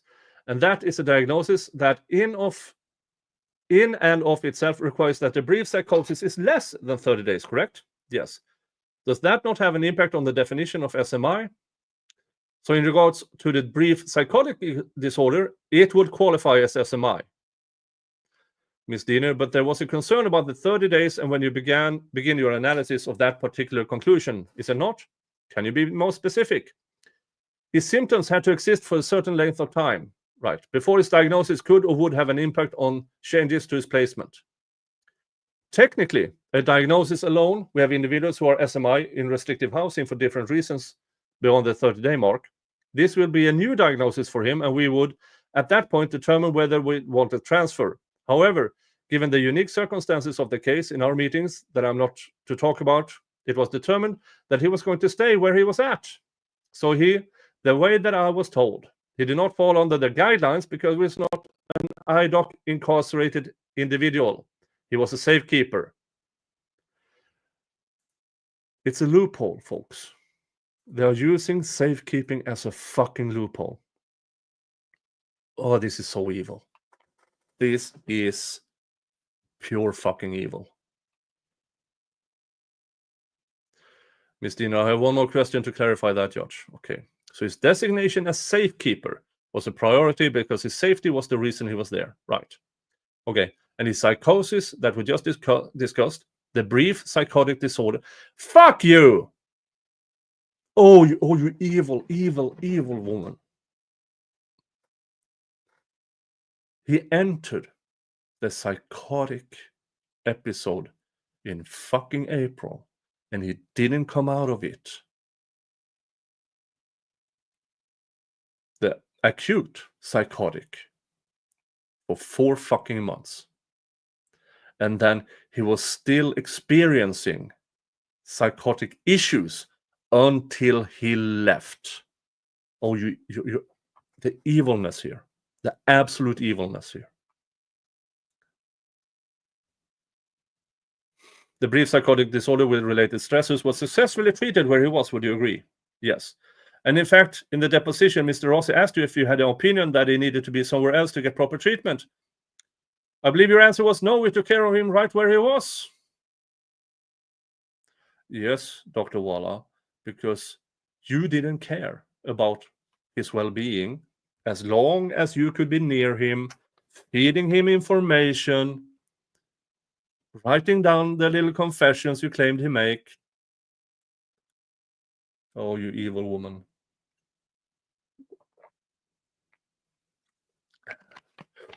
Mr. Rossi, may I question the witness? Are we still on trying to get in TNU? Yeah, I was trying to not, object. Or, I'm sorry, I'm losing my train of thought. I was trying to not interfere with her because you were giving me some latitude. But I feel like now we're kind of, the court, we kind of got in for a far field here. I mean, you have renewed your request for the court to admit T and U. Yeah, because of that admissibility motion that I had not thought about when we were sitting here earlier. We talked about yesterday how we kind of all thought it was, part of this larger issue, but that we were going to deal with it all at once. Yes. And so that's why I'm asking to renew. Okay. Then are you renewing it for the purposes of the state's motion for admissibility? Yeah, I think it's relevant within the confines of that motion, Ms. Diener. Judge, that motion relies on the statute specifically that indicates that a psychologist has an obligation under confidentiality with a specific exception applied to this case about statements related to the facts and circumstances of a homicide. I have not heard, and maybe I missed it, how a person designation as an SMI has anything to do with that exception. The court, okay, I will show T and U has been admitted for purposes of your offer to prove. I sustain the objection to T and U coming in as evidence under the admissibility motion that the state has filed, but will maintain those documents under your offer to prove. Very good, thank you. That you may proceed with the witness. Thank you. Ms. or Dr. Walla, I should say. Let's talk about your personal knowledge of this case, okay? Okay. Is it accurate to say that you followed this case on social media basically from the inceptions of the case? Pretty close to that time. Pretty close. And when I say that, back to 2017, probably not that far. Okay, near that time. Maybe a couple of years late after. Okay. And is it accurate to say that your following this case involved you listening to different podcasts and things of that nature that specifically covered this investigation? Yes. And that those podcasts were all on kind of online social media-based sites, right? Yes. Is it also accurate to say that you did follow this case on Facebook and certain forums? I guess, for the lack of better phrase, on Facebook? Yes. And so you had a significant amount of knowledge about the circumstances surrounding the investigation before you were engaged in services with Mr. Allen? Yes. And is it accurate to say at one point, a year or so before Mr. Allen was arrested, that you actually visited Monon High Bridge yourself out of your own personal curiosities? Yes, regarding this case. Yes. And is it accurate to say that you told me that you actually went out of your way to do that on a trip from Indianapolis back to the Chicago area? Yes. You basically took a detour here into the Delphi area. I was on the way, but yes. And you did that with your boyfriend in tow, so to speak. Yes. You were together, right? Yes. This was on personal time. Yes. Is it accurate that you followed this case more closely after Keegan Klein, who was a suspect, was arrested? Yes. And that was before Mr. Allen was arrested, correct? Correct. That's because you were interested in the Keegan Klein angle to the investigation. Yes, right. And all of this was personal. Yes. And is it accurate to say that you followed the case even more closely after Mr. Allen was arrested? Yes. And did you tell me in deposition that you actually made it a habit and it was routine for you to listen to coverage, podcasts, if you will, to and from your commute to work? Yes. Which, how long's your commute? Hour and a half. One way? Yes. Yes, no, yes. You did that several times a week, right? Yes. And this was a big part of your life from a personal entertainment standpoint. Yes. Did you also acknowledge to me that you sought out information regarding the Keegan-Klein aspect of this case while you were at work? Yes. And that you sought that information out of the case management system or access to those files that you have at work? Yes. And tell me how that happened. I thought you gave me a name for that system. Insight. Okay, so I was right earlier, so it was Insight. You have access to a system called Insight. Yes. Okay, it's like Insight? Yes. All right. And does that system offer you access to specific information regarding incarcerated individuals around the state? Indiana? Okay. What else can you get there that's private? The pre-sentence investigations would be private, I believe. Okay. And then any other court documents. So a pre-sentence investigation, is it accurate? Is a document that basically summarizes the life history of an offender, sometimes from birth all the way to the point where they're incarcerated. Yes. Very private, detailed information. Yes. And is it accurate that you actually access that information through the DOC case management system regarding Keegan-Klein? I did. Because of your interest in the Rick Allen case, the Delphi case. Yes. And you did that for personal reasons. You told me that, didn't you? Yes. It's for entertainment reasons, right? Yes. It's not for professional reasons, right? Right. And do you acknowledge that that is inconsistent with the policies under which you work? It might be. You're not supposed to use that information for entertainment reasons, are you? I'd say no. Have you been disciplined for that? No. Has anybody ever talked to you about, hey, that's a really bad idea? No. Okay. And do you acknowledge that at one point that you publicly commented on Mr. Allen's case in a social media forum? Yes. And that comment came at a time after he was arrested? I believe we determined the timeline to have been a few months back this year. Okay, so after October 2022. Yeah, well, yeah. And after you were treating him, or actually it was during your time treating him as a patient. He had already moved on to the next facility, down at Wabash Valley. Yes? Yes. The place where you visited him after he moved there, right? I did. May I approach, Judge? Yes, you may. What's that next? I'm sorry, what's the W? Yeah, you're up to W. I'm going to hand you what's been marked as Defendant's W. Do you recognize this document? Yes. And just tell the judge what it is. Someone has posted about podcast recommendations, and I provided the ones that I listened to. Okay, so it's a screenshot of a social media post. Is that a fair way to describe it? Yes. Okay, and this is generated by recent. The text at the bottom here is a post by you, isn't that right? Yes. Okay, and it's under your real name, Monica Walla. There's no pseudonym here. No online handle or anything, right? Right. Okay, move to admit W. No objection? No objection. W is admitted. And you acknowledge that in that post that you rendered a public opinion about your feelings about different podcasts involved in this case. I suppose there's some opinion, yes? Okay, well, sure. You talked about how one of the authors of one of those podcasts or creators about how his calm tone was unnerving, right? Right. Well, she certainly didn't listen to my podcast about this case. The calm? No. And do you acknowledge that you actually at one point talked to Rick Allen about the environment and the tone about what was being communicated on social media about this case? Right, I mentioned he had supporters. He was talking to you about people wanted to kill him and things like that, right? Yes. And you shared with him, hey, I've been following this stuff and this is what I'm seeing. Yes. Now, ma'am, earlier I was going to offer you Defendant's W. This one's W. Oh, yeah. Must have marked this one before the break. If Yoda will give me a new sticker, I think you're on X now.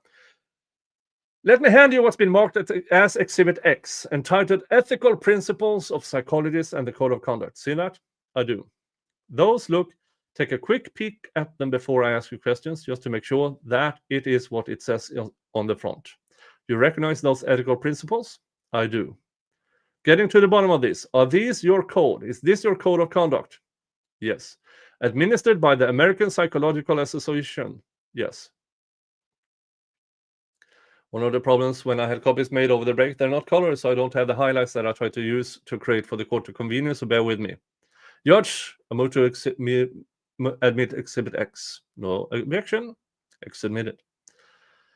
I'm just going to hand the court a copy in case you want to try to the court. Okay, they're not highlighted, but other than that, that's all right. They don't have a color copier here yet, so just quickly, let me direct your attention. May I proceed, Judge? Yes, go ahead. Let me direct your attention to page 3, section Principle B. Do you see Principle B? I do. On the right side here, near the bottom, I do. Okay, it says, quote, psychologists has full professional standards of conduct, clarify their professional roles and obligations, accept appropriate responsibility for their behavior, and seek to manage conflicts of interest that could lead to exploitation or harm. Do you see that? It's about the 4th line down. I see it. Okay. And do you acknowledge that you're participating in the online social media activity, in this case for personal reasons, while you're treating a client could be, is it reasonable to believe that's a violation of that policy? I disagree. Okay. Let me direct your attention to Principle E on page 4. Do you mind taking a look at that, please? I'm sorry, what? 4. The court? Thank you. Do I need to talk a little louder? No, I just didn't hear it. All right, Principle E, title, respect for people's rights and dignity. Do you see that? Yes.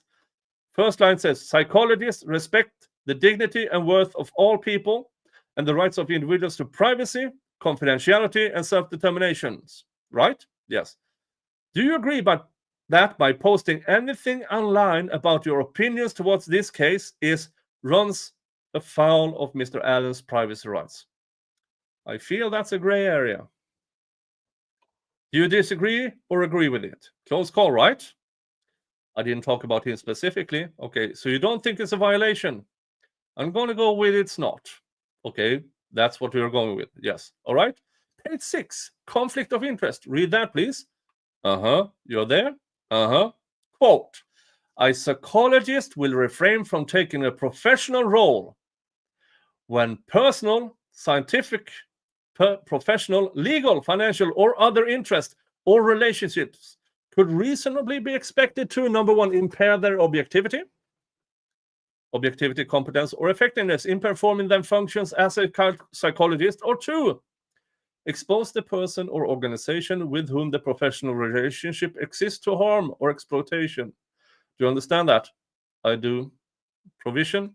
Do you agree with that? With me that this provision takes into consideration the conflict being personally involved with the client and legal situations? You'd have to explain that further. I will do that. Thank you. I will draw the question. Do you acknowledge that this conflict of interest statement referenced the existence of legal circumstances associated with clients? There's legal circumstances, yes. And we have this in this case because we're sitting in a courtroom, right? Yes. And do you agree that by participating in Mr. Allen's case on online sites, that it could reasonably impair your objectivity to his case, to his situation? I'd have to disagree with that. Do you recall me asking you about the information that you obtained online, the quality of it? Yes. Do you recall? Is it accurate to say that you told me that the quality of it's not good? Right. It can be poor, right?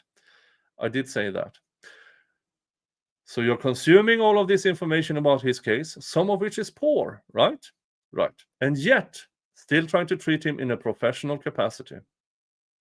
But I'm not using the stuff that I read about in my professional work with him. You were able to compartmentalize this thing entirely? Yes. So there's nothing that you're hearing on a personal level that has any impact whatsoever in the way you feel about his circumstances. We work with individuals who are already convicted of these types of crimes, and you don't treat them based on those crimes. Okay. Are you treating anyone else that you're following on social media posts? There haven't been any podcasts, anything like that. There haven't been any major stories in the area. And no, the answer is no. Directing your attention to page 7, privacy and confidentiality, bullet point 1. Maintaining confidentiality, do you see that? It says, psychologists have the primary obligation and take reasonable precautions to protect confidential information obtained through and or stored in any medium. Do you see that? Yes.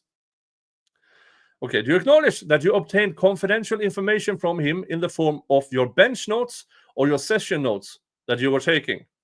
Yes. And do you acknowledge that you destroyed those notes? Yes. And do you acknowledge that is in violation of Rule 401? I'm not sure if that's accurate. Is it unreasonable for me to take that position? That's what all officers do at the prison. We don't leave our notes just lying around. You twat! You file them. You don't destroy them. Just this is so stupid. So in her mind, her excuse is, if I don't destroy them, I'm just going to scatter them around the office. No, you file them. Okay, so if everybody does it, it's okay. Well, I'm not saying that, but what am I supposed to do with all those papers? Okay, fair enough. Give me a second. No, it's not fair enough. You fucking file them. Take a picture, a photocopy. File them. Jesus. All right. Section 4.2 is titled Discussing the Limits of Confidentiality. Do you see that? Yes. Basically, it says you're supposed to have a discussion with your patient about the limits of your confidentiality, right? Right. Obtain informed consent would be another way of putting that. Right. You didn't do that with Rick Allen, did you? I can't say 100% because he still had the form active from RDC, which is still the same form that we'd be using in our work together. You didn't talk to him when he was at RDC, did you? No, somebody else did. That's right. And it wasn't a psychologist, was it? It was. Okay, who was it? Dr. Primo.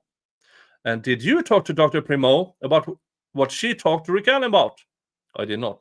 So you don't know what she said to him. The form was the evidence for that.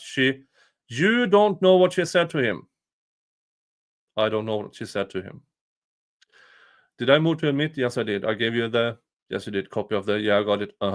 So here's the one with the highlights, okay? I was just trying to help you. The court, you want this one back? Ma'am, you also acknowledge that you have other standards that dictate, through the APA, the record-keeping procedures that you are to abide by. Okay, is that right?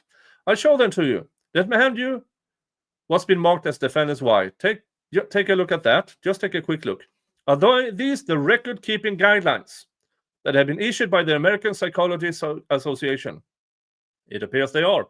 Are you, I'm getting the impression you're not familiar with these guidelines. Are you familiar with these guidelines? I guess in terms of, the destroyed records, I don't know. It's just the way that we practice. I prefer to keep personal notebooks full of notes about my sessions. I put all the important information in the medical record. So, are you familiar with these guidelines? Not as much as I probably should be. You acknowledge that these would be the guidelines that would apply in your course of work. Probably. Move to admit why. Ms. Dina, can I see a copy? Oh, it's right here. I apologize. No objection.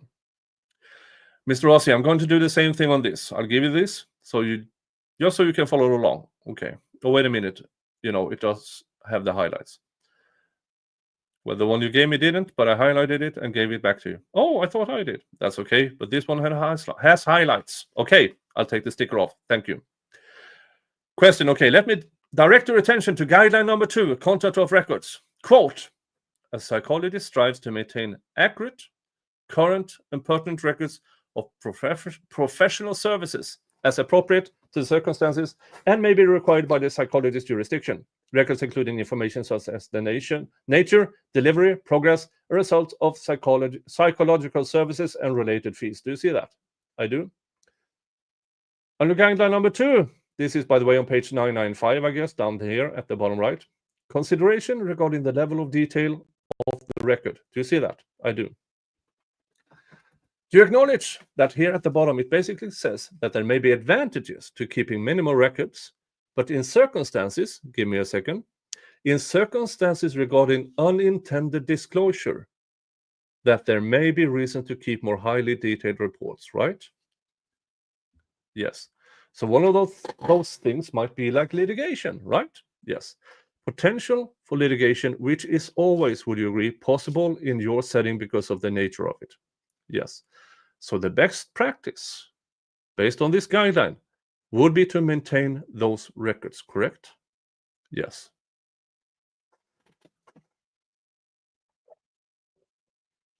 Directing your attention further down in section. Guideline number 2, specifically page 996 on the left side here. There's actually a paragraph called alteration or destruction of records. Do you see that? I do. And it says, 4th line down. In the context of litigation, additional removal of information from a record that has been subpoenaed or requested by a court order may create liability for the psychologist. In other words, if somebody's seeking records, you don't want to go destroying them, right? Right. And it talks about you may need to seek consultation regarding law, state and federal law, before changing the record. In other words, before destroying anything. Correct? Okay. Well, is that what it says? That's what it says. Okay, so this actually, the best practice here is that you should maintain records in cases where litigation may be a possibility. Agree with that? Maybe. You disagree? Inaudible. Another inaudible. Getting us to 39 inaudibles.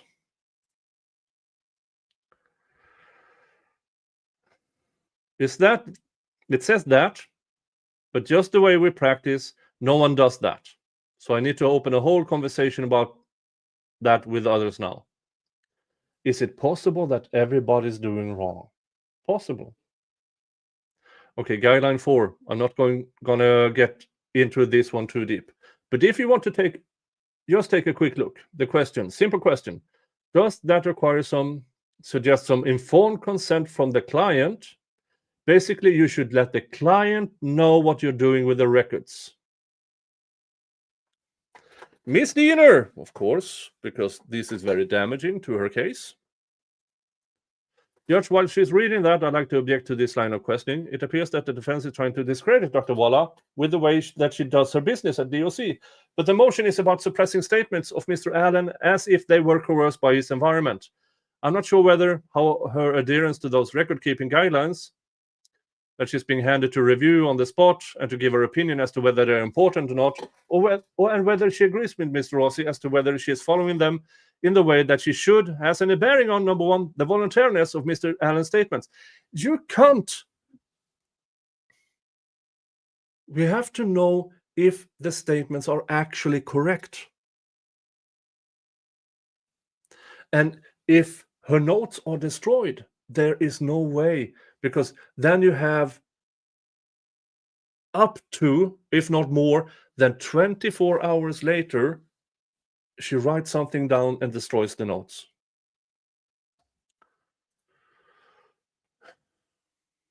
Blah, blah, blah. The statute said all records are confidential except they can testify about statements relating to homicide, facts, or immediate circumstances, blah, blah, blah. We are here with Dr. Walla because they put his mental health at issue. So it wasn't her job to tell Mr. Allen, hey, there's a statute out there that has exceptions for communication between you and I. Because the baseline is everything's confidential except for these two things. We didn't know about the mental health records until we were allowed to have them from the court, because they put his mental health at issue. You liar. You knew about this. You knew about this.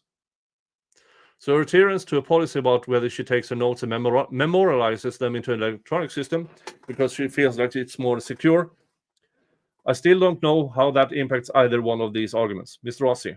Thank you, Judge. So again, you go back to the very beginning of this case when the Honorable Judge Diener, signed a court order that said Rick Allen is going to the DOC and it's going to be subject to their jurisdiction, which means all their rules and regulations. It's a due process issue. Number 2, he gets there and he's assigned a psychologist, as well as others, to his care and custody. And there are rules that dictate how they process him and how they treat him, and how they treat him both medically and psychiatrically and from a custodial standpoint. It's our contention that they didn't follow those rules. And so again, this goes to a 14th Amendment argument, article and section, whatever the Indiana section is. I'm sorry, I lost all the numbers in my head. I cited them earlier. Section 12, I think, is the due process clause. So it's relevant for those reasons. The second reason why it's relevant is, again, we get back to the state's request for admissibility. They're basically asking you to say, you know what, Judge, we want to take advantage of this statute that has been created so that we can extract information from my psychologist about a doctor-patient privilege based on an exception, when in fact the best evidence of what was communicated between those two people, Rick Allen and his psychologist, has been destroyed. I think those two things are contradictory, and I think they contrast each other, and I'm asking the court to find that it's relevant for that reason. The court, marginally relevant. I'm sorry, it is marginally relevant. Thank you. Overruled. Oh, yeah. Not even Judge Gull. But she had to make that comment anyway. And I can hear from way over there that Mr. Jingles has brought in a rodent again.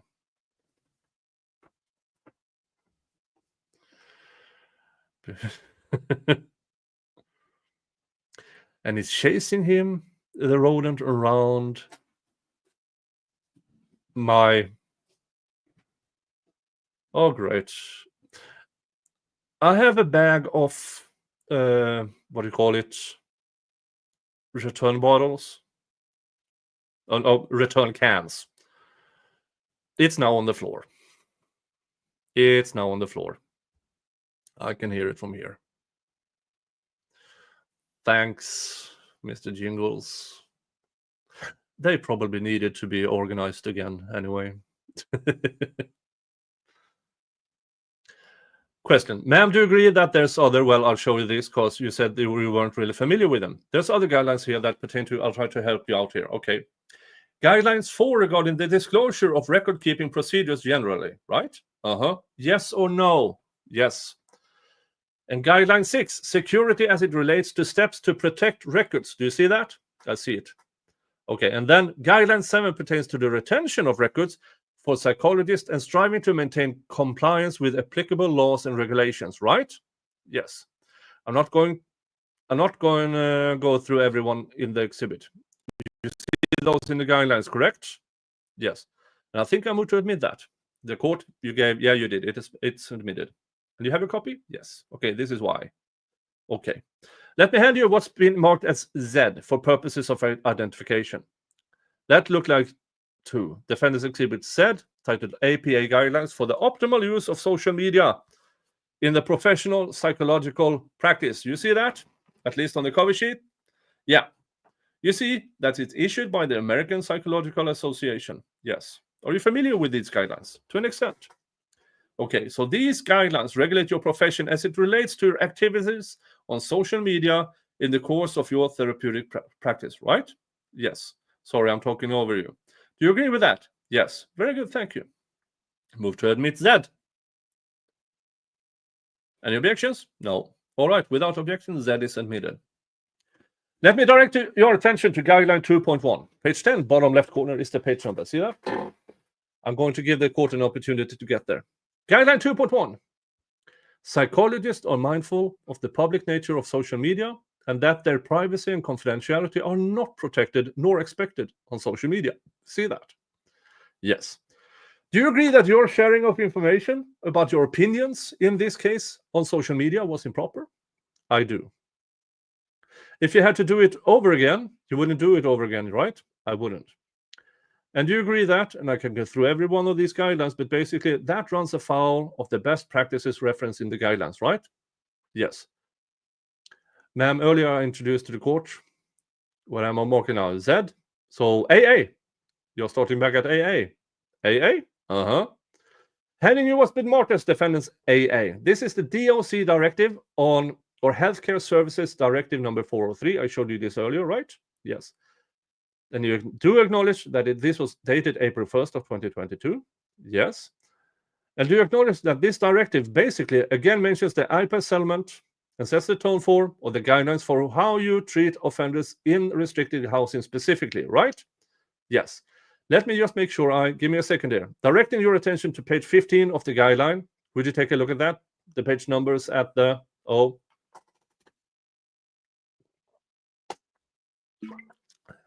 up here in the top right in the box. Do you see that? Yes. Page 15 of the guideline actually recognizes that there are special mental health services available through the DOC. Is that right? That's right.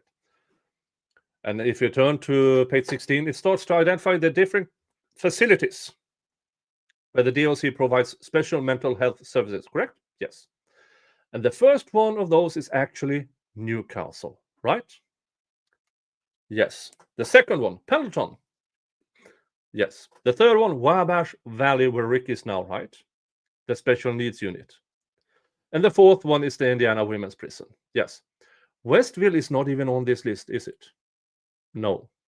Move to admit AA. No objection. AA admitted. So you agree with me that this 30-day threshold that we talked about is really in place to ensure that someone with a mental health condition, a serious mental health condition, is not further harmed. That's the reason why there's a policy, right? Yes.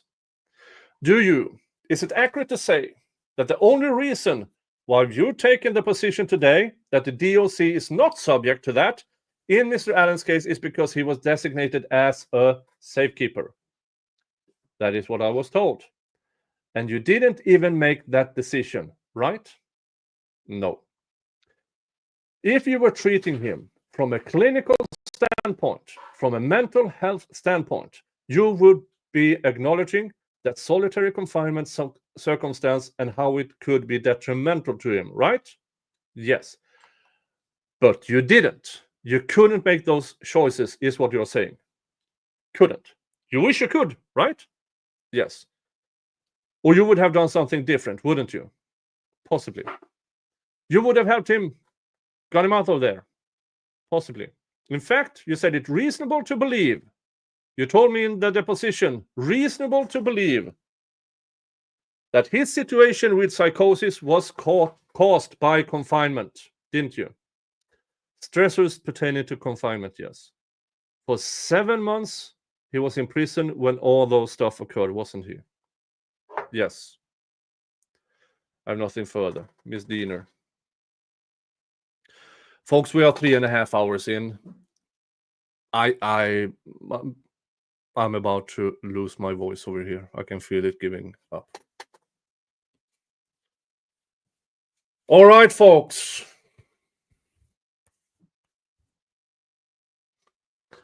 Wednesday morning, I'll be flying to the United States. So there will be, I will probably not be doing any reading of transcript while on my trip. I will do maybe I will probably do some of the Delphi case, but not reading, because I might not have the time, or I might not even have the internet for it, because I will be in national parks and stuff. But I will be try to make streams. I will try to make stuff while I'm there. So I have recorded other things that will be posted. Well, there will be something that is put out there while I'm gone, just in case I can't get good internet.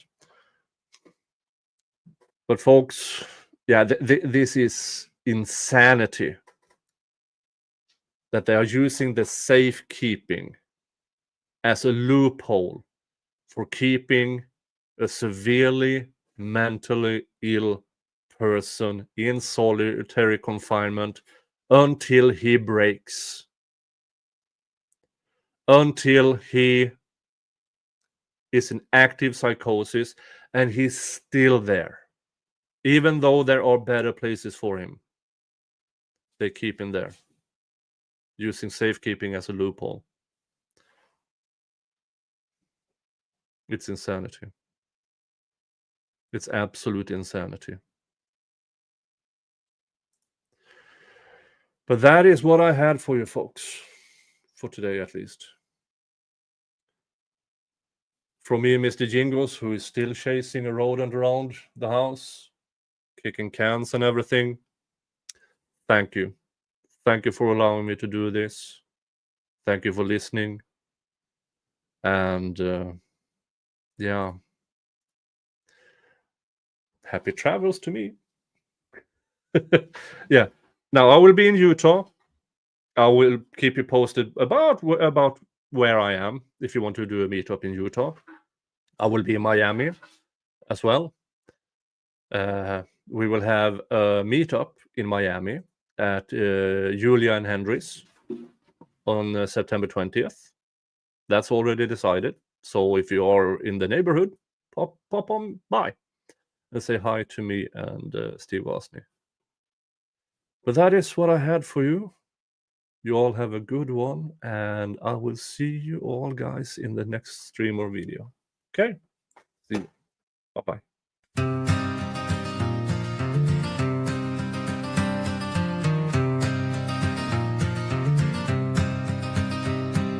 Down in the shadows where the courthouse stands, a gavel cracks a fading hands.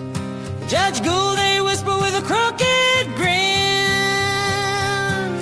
played the game where justice don't win. Free Rick Allen, let him go. Chains on the innocent, don't you know? When the truth's been buried and the lies unfold, the fire in the people burns hot and cold.